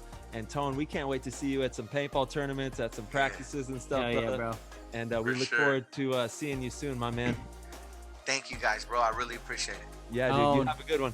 Yes, sir. Later, bro. Yo. Tone is the man. That was such a great episode. Can't thank Tone enough for coming on. Shout out to LA Vibe. Shout out to Gold Michiko. Shout out to everything Tone is doing. Tone is the man. And that was a fantastic one. So I hope you guys, PTG fam, hope you guys really liked that, really enjoyed it. If you guys want, you can head over to our website, ptgpaintball.com. We have all of our merch on there. We have our Patreon as well.